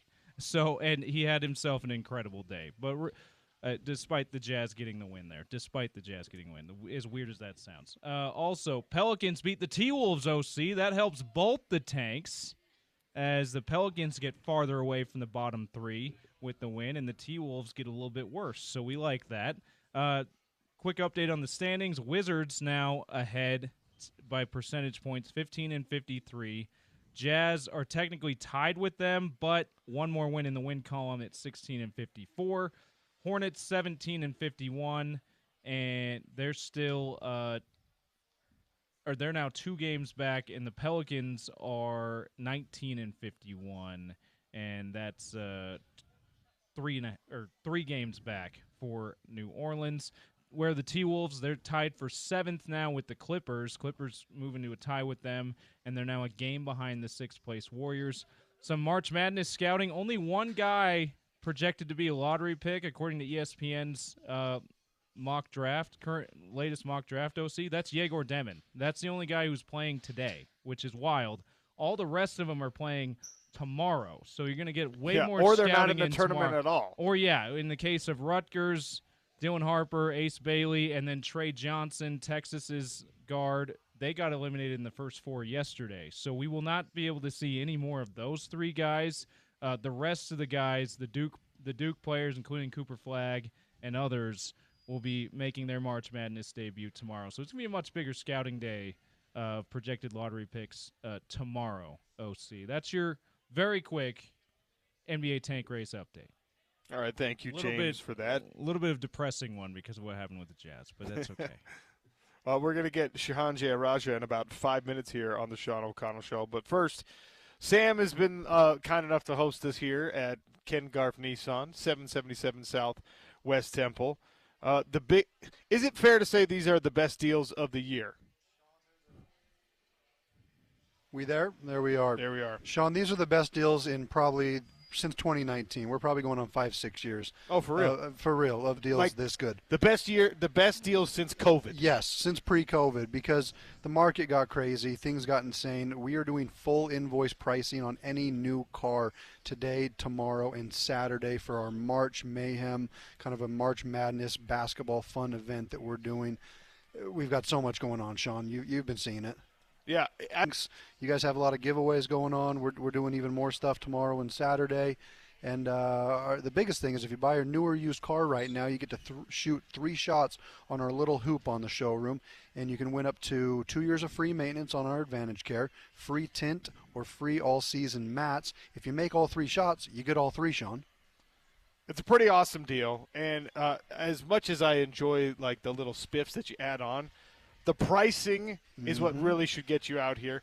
Up to $8,000 off the Rogues, employee pricing on things like the Armada. They've got the Nissan Frontiers. I mean, this is a great selection and a great opportunity on all the vehicles down here at Nissan. The Rogue is Rogue still like the most popular vehicle in America? It is up there. It is one of the best-selling crossover SUVs in the country. In year after year, it is a top contender, if not first.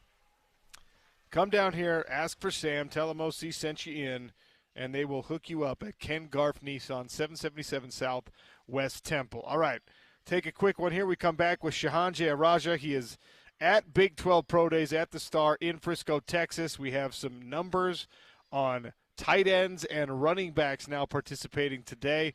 We'll get into all of that with Shahan next. It's ESPN 700 and 92.1 FM, proud part of Utah's ESPN radio network.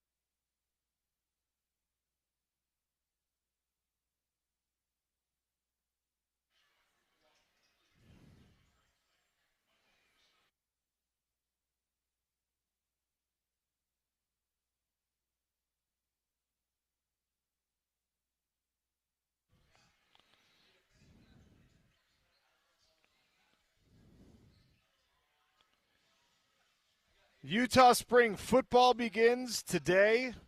We've got all the coverage you need, brought to you by Jersey Mike's. Head to ESPN700sports.com for more details. Also, Big 12 Pro Day happening right now in Frisco, Texas. several Utes doing their best to impress the pro scouts, and of course, a little thing we like to call March Madness. All of that happening right now on the sports landscape. Welcome back to the Sean O'Connell Show, coming at you live from Ken Garff Nissan, 777 South West Temple. Employee pricing on the new Nissan vehicles. Come down and see us as we welcome Shahan Jayaraja into the show.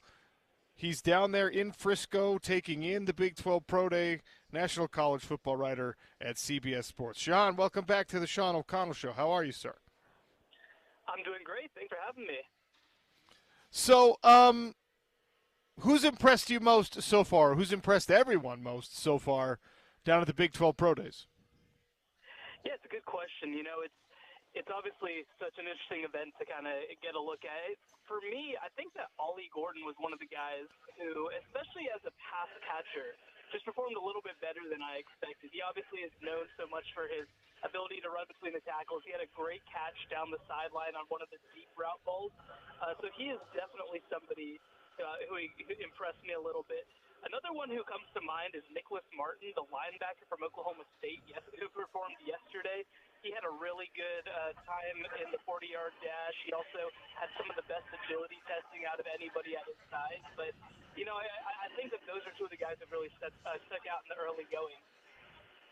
So we've been talking kind of all day about the Utes, the former Utes. We're the home of the Utes, and seeing who's putting up good numbers, who's maybe underperformed a little bit, and somebody who keeps jumping out because he's kind of a novelty.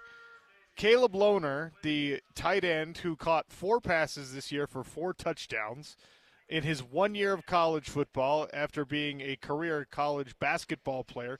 He just wrapped up his basketball season with the Utes. To our knowledge, was not doing any of the combine-specific training that a lot of these other people are doing.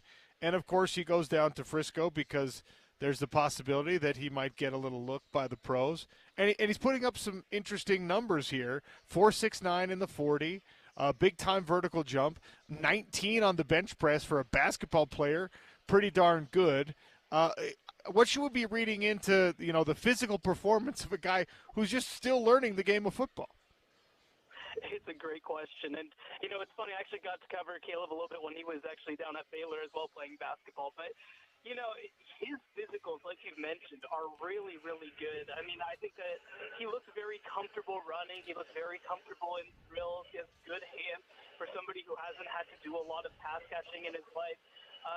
And like you mentioned, I mean, his vertical jump was up there with some of the best players at the tight end position. I think, and also, by the way, his frame, like he measured out to legit 6'7.5". He's somebody who I think is going to be able to step in and as a tight end be pretty big. So, I mean, if you're an NFL team, like I think that he absolutely has earned himself an opportunity. Maybe it'll just be a tryout. Maybe it'll be a UDFA contract. But I think he is somebody who probably has a good chance to end up on a practice squad next year. Yeah, it's really fun to see those guys kind of like cross over from one sport to another, and it was interesting to see what he was able to do for an underperforming Utah team on the field this year.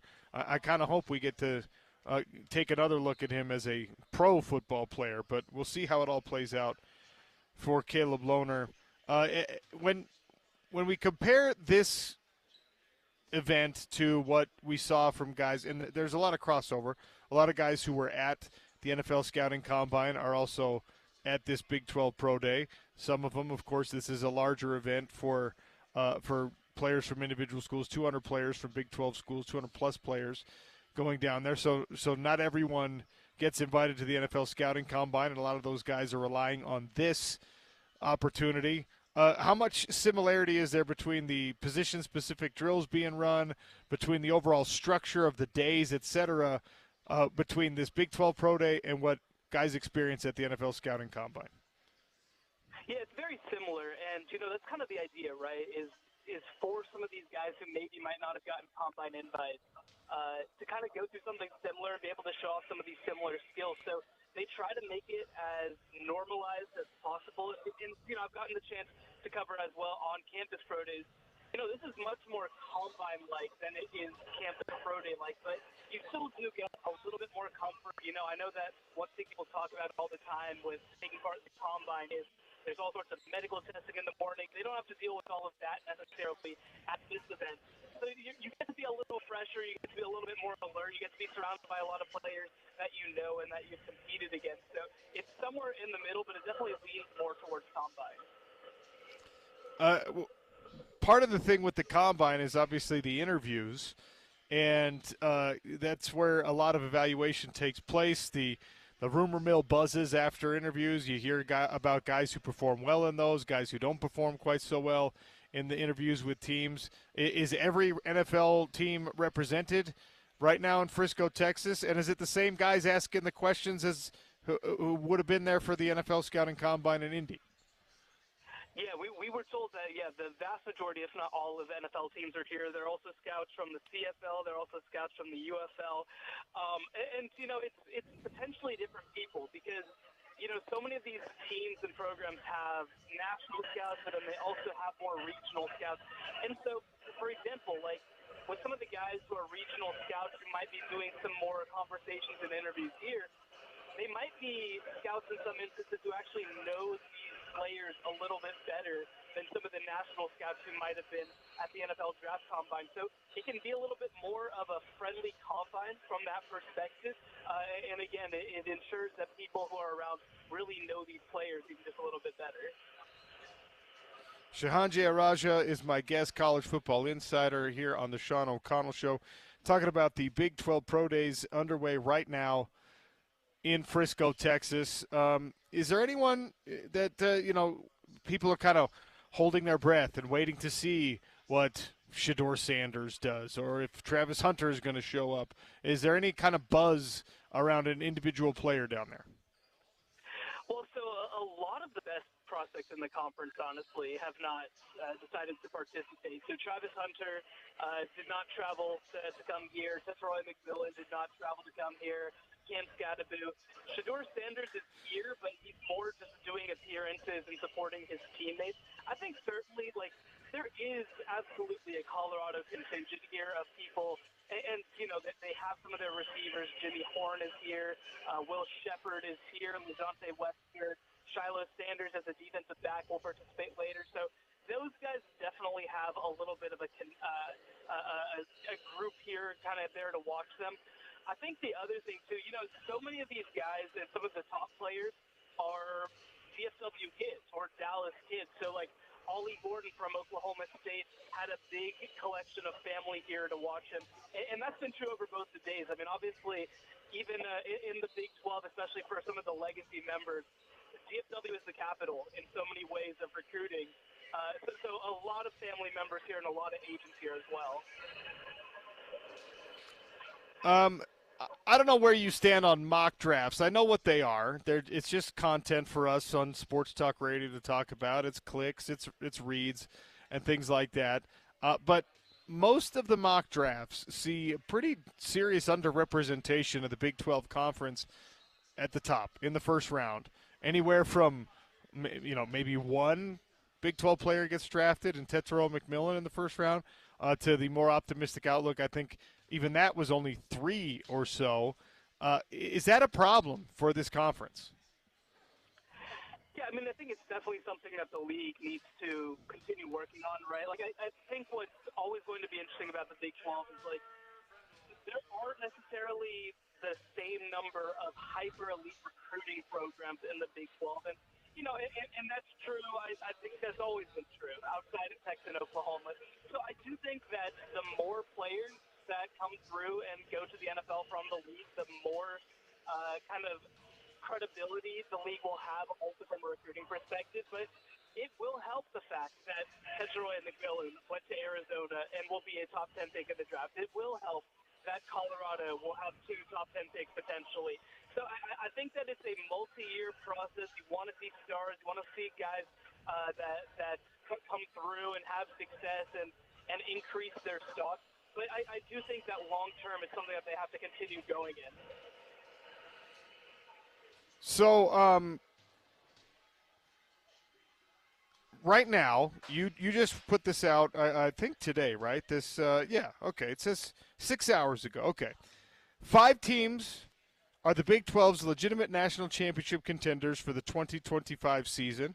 Here on the home of the Utes, Shahan, people are going to be bothered that of those 5 Big 12 teams, none of them listed happen to be the University of Utah Utes. You've got Arizona State, you've got BYU, you've got Texas Tech, Baylor, Kansas State. Why are you down on the Utes right now? Yeah, it's a great question. And for me, for this top 5 group, it came down to Utah and Kansas State for me. And the reason that I'm just being a little bit more patient with Utah this year is just because they have so much turnover on the offensive side of the ball. This system, of course, is going to be completely different than what we've seen under Andy Ludwig. And, of course, the new quarterback coming in is Devin Dampier. So I do think that this team has a lot of upside. I do think that they are very likely to play their way into the top 4, 5, 6 by the end of the year. But when you compare them to some of the other teams on this list, with the amount of these teams have coming back, with the amount of proven commodities on their roster, I view Utah just being half a step behind that group. Arizona State is such an interesting team for me. I love Coach Dillingham.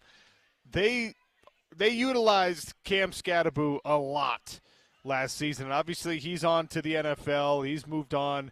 And, look, there's other great players on this roster, but Scatteraboo felt like he was the straw that stirred the drink for Arizona State. Is that team going to be able to sustain success in this 2025 season? Yeah, it's a great question. And, I mean, especially on that running back point, they're trying to solve it by committee. They brought in Army running back Kanye Udo, who was an 1,100-yard rusher for them. They have some really talented players, and Raleek Brown, who was a former 5-star, Ultimate Castle, who was nearly a 1,000-yard rusher at Houston a couple years ago. So, they're trying to do it by committee. They're not going to be able to replace Cam Scatteraboo's production. They're going to have to grow across the rest of the roster. But the thing that you have to say to be optimistic about is that the rest of the roster really wasn't built to just be good in 2024. In some ways, it was supposed to be a setup season last year, and they returned several of their top defenders. They returned their top wide receiver, Jordan Tyson. They returned arguably the best quarterback in the Big 12 in Sam Levitt. So I definitely think that they're still going to be able to have success, and I expect them to be in that group of teams competing for the Big 12 at the end of the year. Well, much to the chagrin of most of my listeners here on the home of the Utes, BYU had a phenomenal season, which was a surprise. They were not picked in the preseason to do anything special. People were very down on the Cougars, and we thought they were still in the middle of a rebuild. They built a very successful season last year, really without any individual mega stars. It wasn't one player in particular on either side of the ball or a couple players on either side of the ball that carried them to greatness. It was very much a team effort, and you only lose a couple of guys into graduation or the upcoming NFL draft. I think there's a lot of reason to think that BYU is on its way to another good season. Where do you stand on the Cougars? No, I absolutely agree. From my perspective, I think that they were the most undervalued team nationally in 2024. It was crazy to me that they only finished number 17 in the final CFP ranking as a 2-loss team that had a win head-to-head over SMU. And heading into 2025, look, we saw a lot of great moments from BYU, but they were still building towards being a good team in a lot of ways in 2024.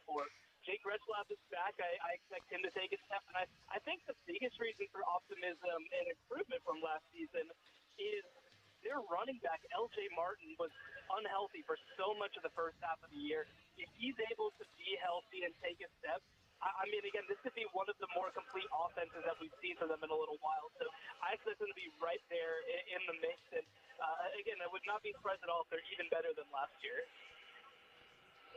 What about Colorado? Now Colorado was able to win some big games last year. They didn't, I think, live up to the loftiest expectations that Coach Prime had set for that team. But they also had two of the best individual performers in all of college football. The Heisman Trophy winner, Shador, is going to be drafted in the top 10, I think, in this upcoming NFL draft. And both of those guys obviously can't help with whatever's going on at Colorado this coming season. There was all the speculation that Deion might be headed to the NFL, but he's back. He's just hired Byron Leftwich. Is Colorado going to be able to sustain success without Deion's sons on campus and without Travis Hunter on campus? Well, it's going to have to look a lot different if they're going to have any chance of replicating it, because so much of the last 2 years was just built around featuring those two guys. And heading into next year, there isn't necessarily an obvious NFL draft pick. There isn't an obvious top 10 national player, and they had two last year. I think that what they're going to need to do in so many ways is they're going to need to double down on the defensive side of the ball. Their defensive coordinator, Robert Livingston, had a tremendous first year, and they made him the highest paid assistant in Colorado school history with a $1.5 million contract. So they're going to have to be a more balanced team. They're going to have to be a more complementary team than what we've seen from them in the first couple of years of the Coach Prime era. Because the reality is, Caden Salter coming in from Liberty is a good player. Julian Lewis is a really exciting young recruit. But they're not replacing Shedeur Sanders, and they're definitely not replacing Travis Hunter. So they're going to have to find ways to grow kind of bottom down as opposed to being led by the top. What is Travis Hunter going to be in the NFL, do you think? I think he's going to be a full-time cornerback who plays a lot of receiver at key times. I don't think he's going to be an every snap player. I just don't think that that's realistic. But I do think that he's going to play a lot of offense. I could see him, in fourth quarters playing a lot of wide receiver. I could see him in the red zone playing a lot of wide receiver. But I think it's going to be more situational on the offensive side of the ball, whereas I think that he's going to really double down on corner and be one of the best in the league. The only consolation prize for Utah football last year, when it came to underperforming expectations, was that Oklahoma State did so even worse. The Cowboys had all these returning starters. They had the best running back in the country coming back, an established offensive line, and they had an even worse season than Utah did. What about 2025? What is Oklahoma State going to be this coming year? Well, you have to preface with, Mike Gundy does his best work and has his best season when things look to be their bleakest. But this is probably as bleak as it's ever looked under Mike Gundy in Stillwater. They lose Ollie Gordon to the NFL. They lose essentially their entire starting offensive line. They lose Colin Oliver. They lose Nick Martin. Every major contributor on that team is gone now, and they really haven't done a whole lot to replace any of them. Now, they've made coordinator changes on both sides of the ball.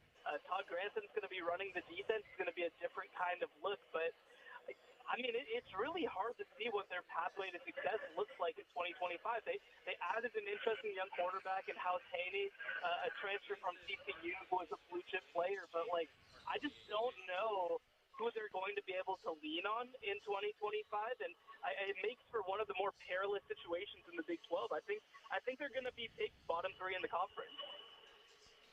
Yeah, I'm probably with you. I don't have a lot of optimism for what's going on in Stillwater. Some of the biggest headlines that we've gotten in these last few off seasons have been big picture stuff. Obviously, conference realignment seems to be looming in one way or another every single year. I think we're settled for now, but it doesn't feel like we're settled forever. We just recently heard of the ACC electing to go with unequal revenue sharing, which for the Big 12 might be somewhere in the future, I suppose. Is there anything that you're keeping an eye on the big picture landscape that you think we need to be talking about sooner than later? Yeah, it's a good question. I think, obviously the ACC is cementing things a little bit, at least for the next couple of years. I think will slow down the process a little bit. Certainly I think the movement in the Mountain West and in the new Pac-12 will be one thing to keep a close eye on because of all the realignment is causing not just at the FCS level, but even down to the FCS level as well. But, look, here's the reality. I think that if Florida State and Clemson had a landing spot in the SEC or Big Ten, they probably would have tried harder to get out of it. I don't think that there's a whole lot of appetite right now by those two leagues to continue adding. And while, certainly if you're Florida State, if you're Clemson, even if you're Utah, if you're Notre Dame, maybe you're looking for what's next, I kind of think that we're going to be in this quiet before the storm for another 2 or 3 years. Do you have a way too early prediction on who takes home the championship next year? I mean, are we looking at Ohio State and Oregon and the same players we had in 2024, or is there a new kid on the block that could make a big splash?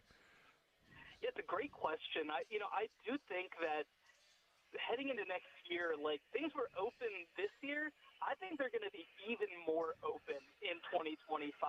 Because look, Ohio State is going through a major rebuild. Georgia lost some really key pieces.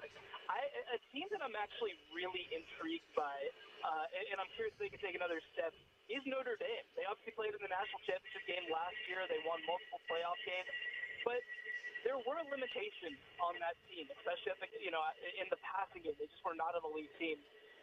I actually think that they might take a step from that perspective next year with either Steve Angeli or CJ Carr ready to step up. I think that they're really poised to have a fantastic season. Another team that I'm going to be keeping a close eye on is Penn State. Penn State managed to essentially bring back the core of their offense, even though all of them could have left for the NFL.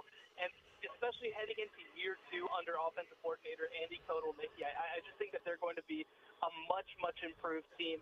The big question for them is going to be at receiver. I don't know if they've answered those questions, but I do think that you should feel good about them potentially having a chance to get even further over the top. Shahan, enjoy the rest of your time down there in Texas. Thanks so much for checking in with us today. Talk soon. Thank you so much for having me. Shahan, college football insider down in Frisco, Texas at the Star, taking in Big 12 Pro Days.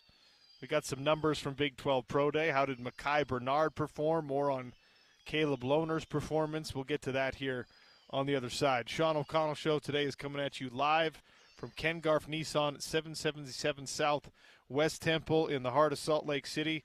They've got the March Mayhem sales event happening right now, up to $8,000 off a 2024 Rogue.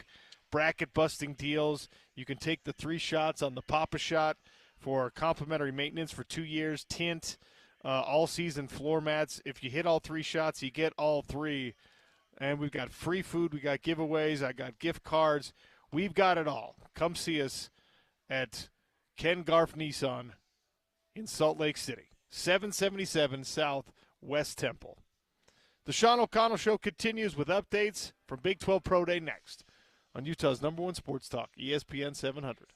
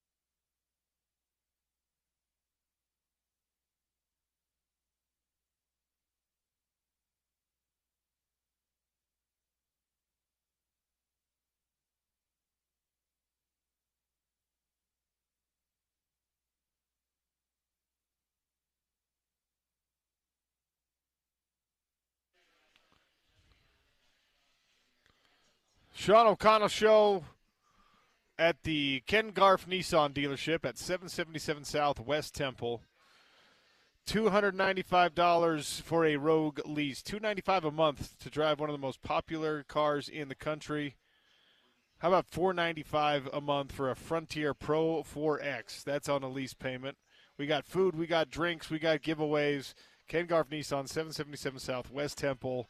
They hear you. Come on down. Say hello. All right, we got a PGA Tour leaderboard update coming in just a second, but I want to give you all an update on Big 12 Pro Days happening down in Frisco, Texas. Tight ends and running backs participating today. Mekhi Bernard ran a 4.58, which is good for third best so far run at Big 12 Pro Days. 38.5-inch vertical jump, 10.6 in the broad jump, 14 bench presses, 14 reps on the bench press. I thought he'd get more than that. 7.39 in the three-cone time, 4.37 in the short shuttle.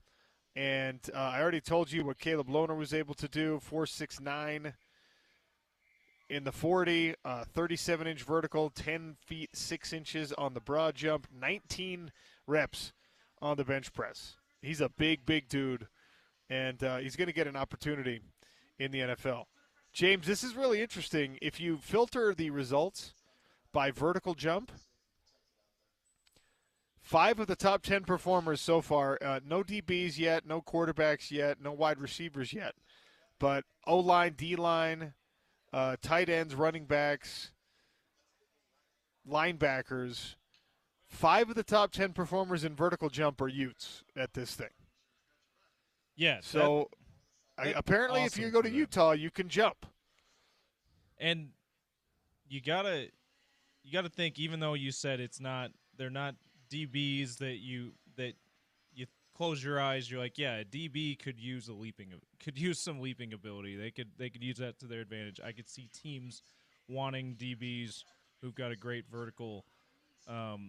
Even though you said there's no DBs, that you can teams like when they get those high scores in those things that great athleticism. Vertical leap certainly is one of those things. You can use that at any position, even if it's not one that we first think of. Hey, D lineman jumping, what's that going to do for them? Well, it can help a team in some way, and in more ways than we probably realize. So that it's a great thing to have 5 of the top 10 vertical jump scores coming from Utah. It should help them get to the next level.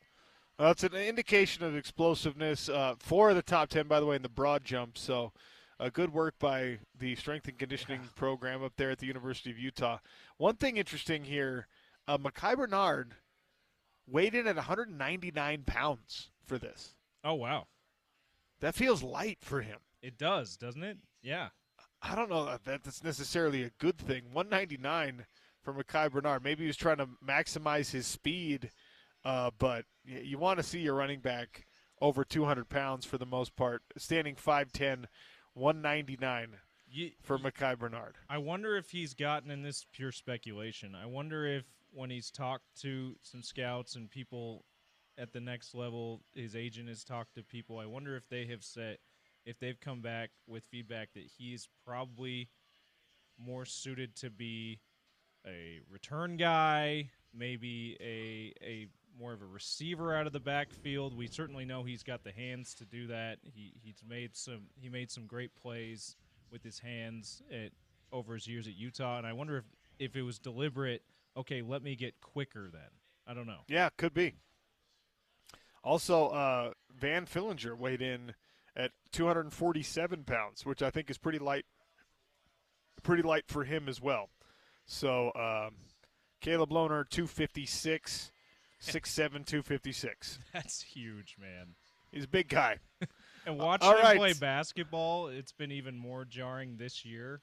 And in past years at Baylor and BYU, he certainly looked like a specimen. But this year, it looked like he was even bigger coming off the football season, too. Well, yeah, the crazy thing about Caleb Lohner as an NFL prospect is, he had kind of 1 year to do the whole weight room thing as a football player. Obviously, there's weight training involved when you're a basketball player, but it's a completely different thing.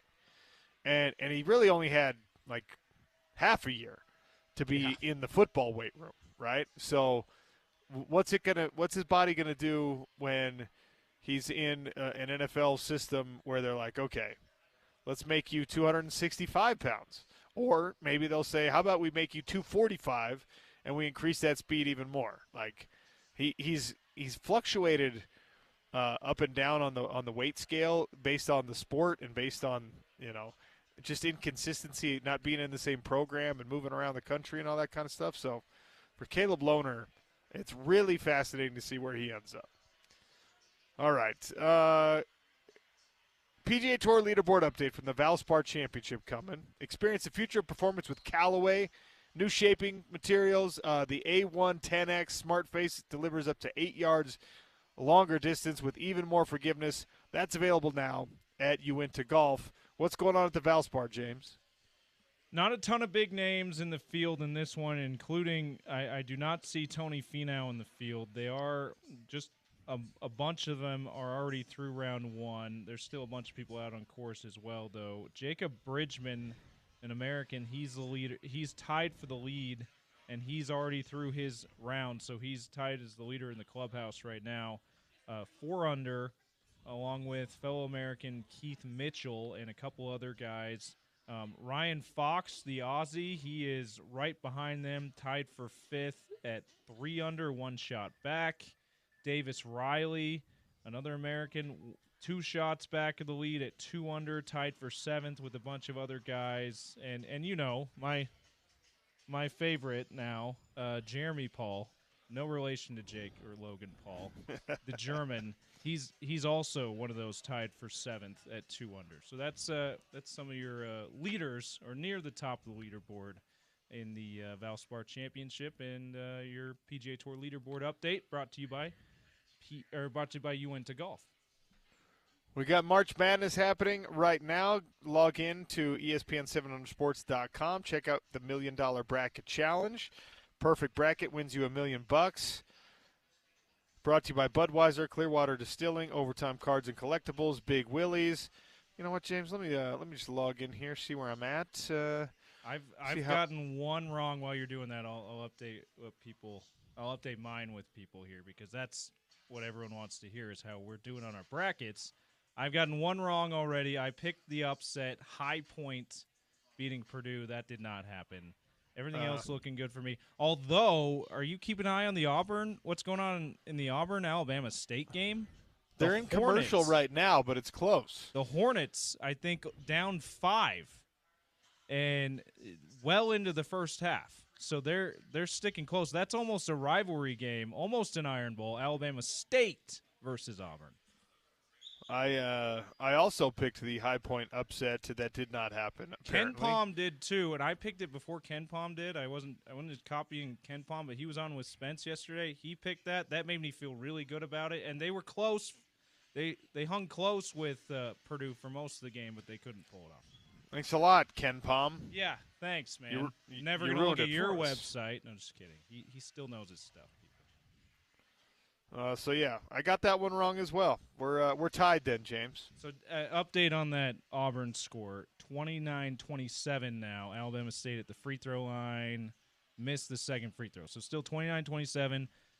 About 4 minutes to play. This would be obviously only the third 16 seed to beat a 1, but this would be a lot of people. There are a lot of experts that called this Auburn team one of the greatest college basketball teams of all time, probably analytically, going into this tournament, and this would be monumental, obviously, if Auburn is not able to hold on.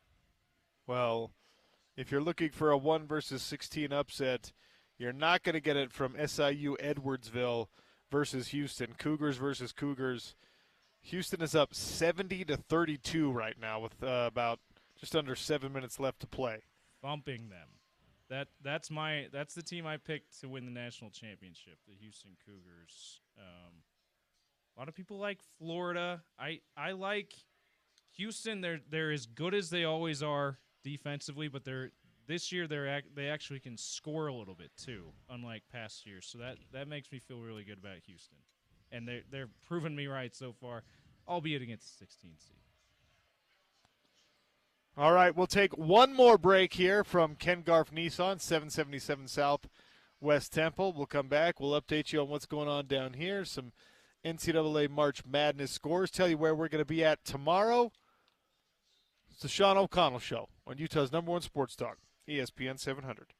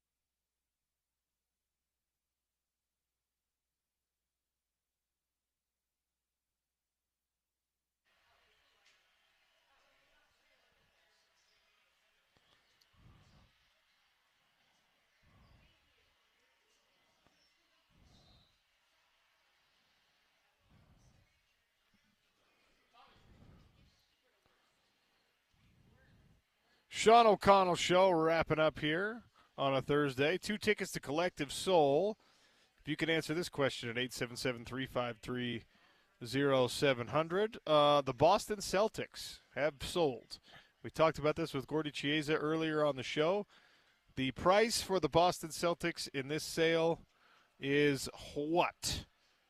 Let's crazy valuation, much, much higher than the $360 million that the previous ownership group spent back in 2002. 877-353-0700. If you know how much the Boston Celtics are selling for, we'll give you 2 tickets to Collective Soul. Final segment of the show brought to you by Burt Brothers. Burt Brothers has an opportunity for you to spring into savings. Get your car ready with $69 tires, $50 off service tickets, $79 alignments with the purchase of 2 or more tires. Do not wait. The deals don't last forever. Stop by your nearest Burt Brothers today. Burt Brothers does it better. We're here at Ken Garff Nissan in Salt Lake City, 777 South West Temple. Isaac has been kind enough to host us all day. The best deals of the year. Sam sat down. He said this is the best deals you guys have had since 2019. Oh, brother, I'm telling you, best deals since COVID. I mean, everybody knows that when COVID was around, the deals were insane. And these have been some of the best that we've seen since then, man. Like I was saying earlier, one of our biggest events of the year. Second biggest to Black Friday. I mean, like you were saying, we have employee pricing on all of our new vehicles. That's the biggest thing. I mean, we're not just talking select Nissans. We're not just talking the old 24 models. We have 25 Armadas, 25 Kicks, 25 Muranos, all new body styles just barely released for the first time in years. And while all of our competition, all the other dealers are marking them up, we're actually offering them for employee pricing. So great stuff happening. It's a party. We got ESPN live down here. So, yeah, it's a great time. You got the March Madness games on a couple of different TVs. Yeah, exactly, man. We got the games going, so you don't have to worry about missing out on the action. We got the streams happening. We got Sean here calling the action live. And then on top of that, in the spirit of March Madness, we actually have a Pop-A-Shot hoop here as well. So any new vehicle purchase, any used vehicle purchase, you get 3 shots on my hoop. And each shot is tied to a little bit of a freebie there. So one shot gets you all-weather floor mats. The next shot gets you tints on the vehicle. And then a shot after that gets you 2 years of free maintenance. So, yeah, really cool. Like I said, March Madness event. We got the free food. We have the free drinks. It's a party, man. If I hit all 3 shots, I get all 3 of those spiffs? You get all 3 of those spiffs. You get all 3. But we haven't had anybody hit all 3 yet. We've had really? 1 or 2s, 2s or 3s. Yeah, so I'm saying if you think cracking under nice, the pressure. Let's go. Always, man. So if you think your jumper's nice and if you're in the market for a new vehicle, there really is no better time, man. I'm saying the pricing here is insane. And not only that, we're buying cars as well. So not even if you're coming here to shop for a car, if you're just looking to kind of drop yours off, we're not only selling them, but we're buying them too. So. And you got something for every budget. That's one of the nice things. You got used cars, you got brand new cars. If you're looking for something that's fuel efficient, just small, can get you A to B, or if you're like me, you got a bunch of kids, you need the big family ride, you need that Armada, something like that. Nissan, Ken Garff Nissan's got you covered on all fronts. A little bit of something for everybody, exactly. Yeah, we have used inventories here as low as $3,000. I mean, just a little A to B grocery getter cars. We have the Armadas all the way up there. This is going to be the full-size SUVs. We have EVs here. We have the Nissan Ariya, over $20,000 off that car. We have Nissan's most popular vehicle, the Nissan Rogue, $8,000 off of those. We have the Versa, cheapest brand new car in America, $18,000. Like, a little bit of something for everybody, like you said, Sean. And they're doing giveaways all through this March Madness, March Mayhem sales event. Jazz tickets to give away, signed jerseys to give away, swag to give away. We got gift cards to give away. Come down, tell them OC sent you when you come in. And Isaac and the rest of the crew and Sam and everybody going to hook you up. Major, absolutely. Thank you for having us, Sean. We appreciate it. No, thanks for having me. I'm going to grab some Jersey mics because the subs are here. And people are not – that's Jimmy John's. People are not like me. I see free food and I dive on that thing. Oh, you're telling me I would have been 4 subs deep if it was me. But, people like to be a little bit frugal. But, yeah, free food here right now. We got the sandwiches. Tomorrow we're going to have some pizza going. Saturday we're going to have a food truck. It's a vibe, man. It's a vibe. Come on down to Ken Garff Nissan. Enjoy March Mayhem, bracket-busting deals all weekend long at 777 South West Temple in Salt Lake City. Little update on your scores here. 39-31, Auburn creating a little bit of distance between the Tigers and the Hornets of Alabama State as the first half comes to a close there. Yeah, closing the half strong. did Auburn. So the upset alert is not quite as blaring, I guess. If there's an upset alarm going off, it's not quite as loud for Auburn. The other ones are not that competitive, though, OC right now. 72-40 for the Cougars versus Cougars matchup of Houston, now 74-40, Houston versus SIU Edwardsville. And, of course, we have March Madness on the women's side of things that you can listen to right here tomorrow on ESPN 700 and 92.1 FM, James. Yes, so no Sean O'Connell show tomorrow because at 11:15 is when the pregame show starts for Tyson Ewing, Miley Rustan, and Utah women's basketball. We're going to have a little bit longer down and dirty with Scott Mitchell. He's going to go a little bit into that 11 o'clock hour and lead you into Utah women's basketball as they begin their March Madness journey against Indiana. Winner gets the reward of playing the defending champions on their home court, South Carolina. That'll be tough. James, should I be offended that instead of you saying, hey, you got to come do 15 minutes of the show, we're just going to have Scott do an extra 15 minutes? You want to come in just for 15 minutes, OC? Is that what I'm hearing? No, sir. No, I actually that's not what I wanted you to take away from that. No, yeah. So we will have a little bit long. Down and dirty will go like 11, an hour 5, an hour 10 minutes instead of just an hour tomorrow from 10 to about 11:10, 11:05, 11:10 there, and then so we'll see you guys back on Monday with the Sean O'Connell show, and should have a great show lined up. We'll have, I believe, Big 12 Pro Days I guess it will just end it on Saturday. It ends. So we'll have more takeaways from Big 12 Pro Days, I'm sure, OC, and March Madness takeaways and more. Going to be a fun one on Monday. Stay tuned for The Drive with Spence Checketts. He is also on remote today, right, out in T-ville? 5592 South Redwood Road at Crossroads Bar in Taylorsville. So if you're looking for a place to watch the BYU game, which is about to get started here, head on over to Crossroads Bar, hang out with Spence Checketts and the ESPN 700 crew down there, and catch the BYU game and other games in March Madness. Crossroads Bar, again, 5592 South Redwood Road in Taylorsville.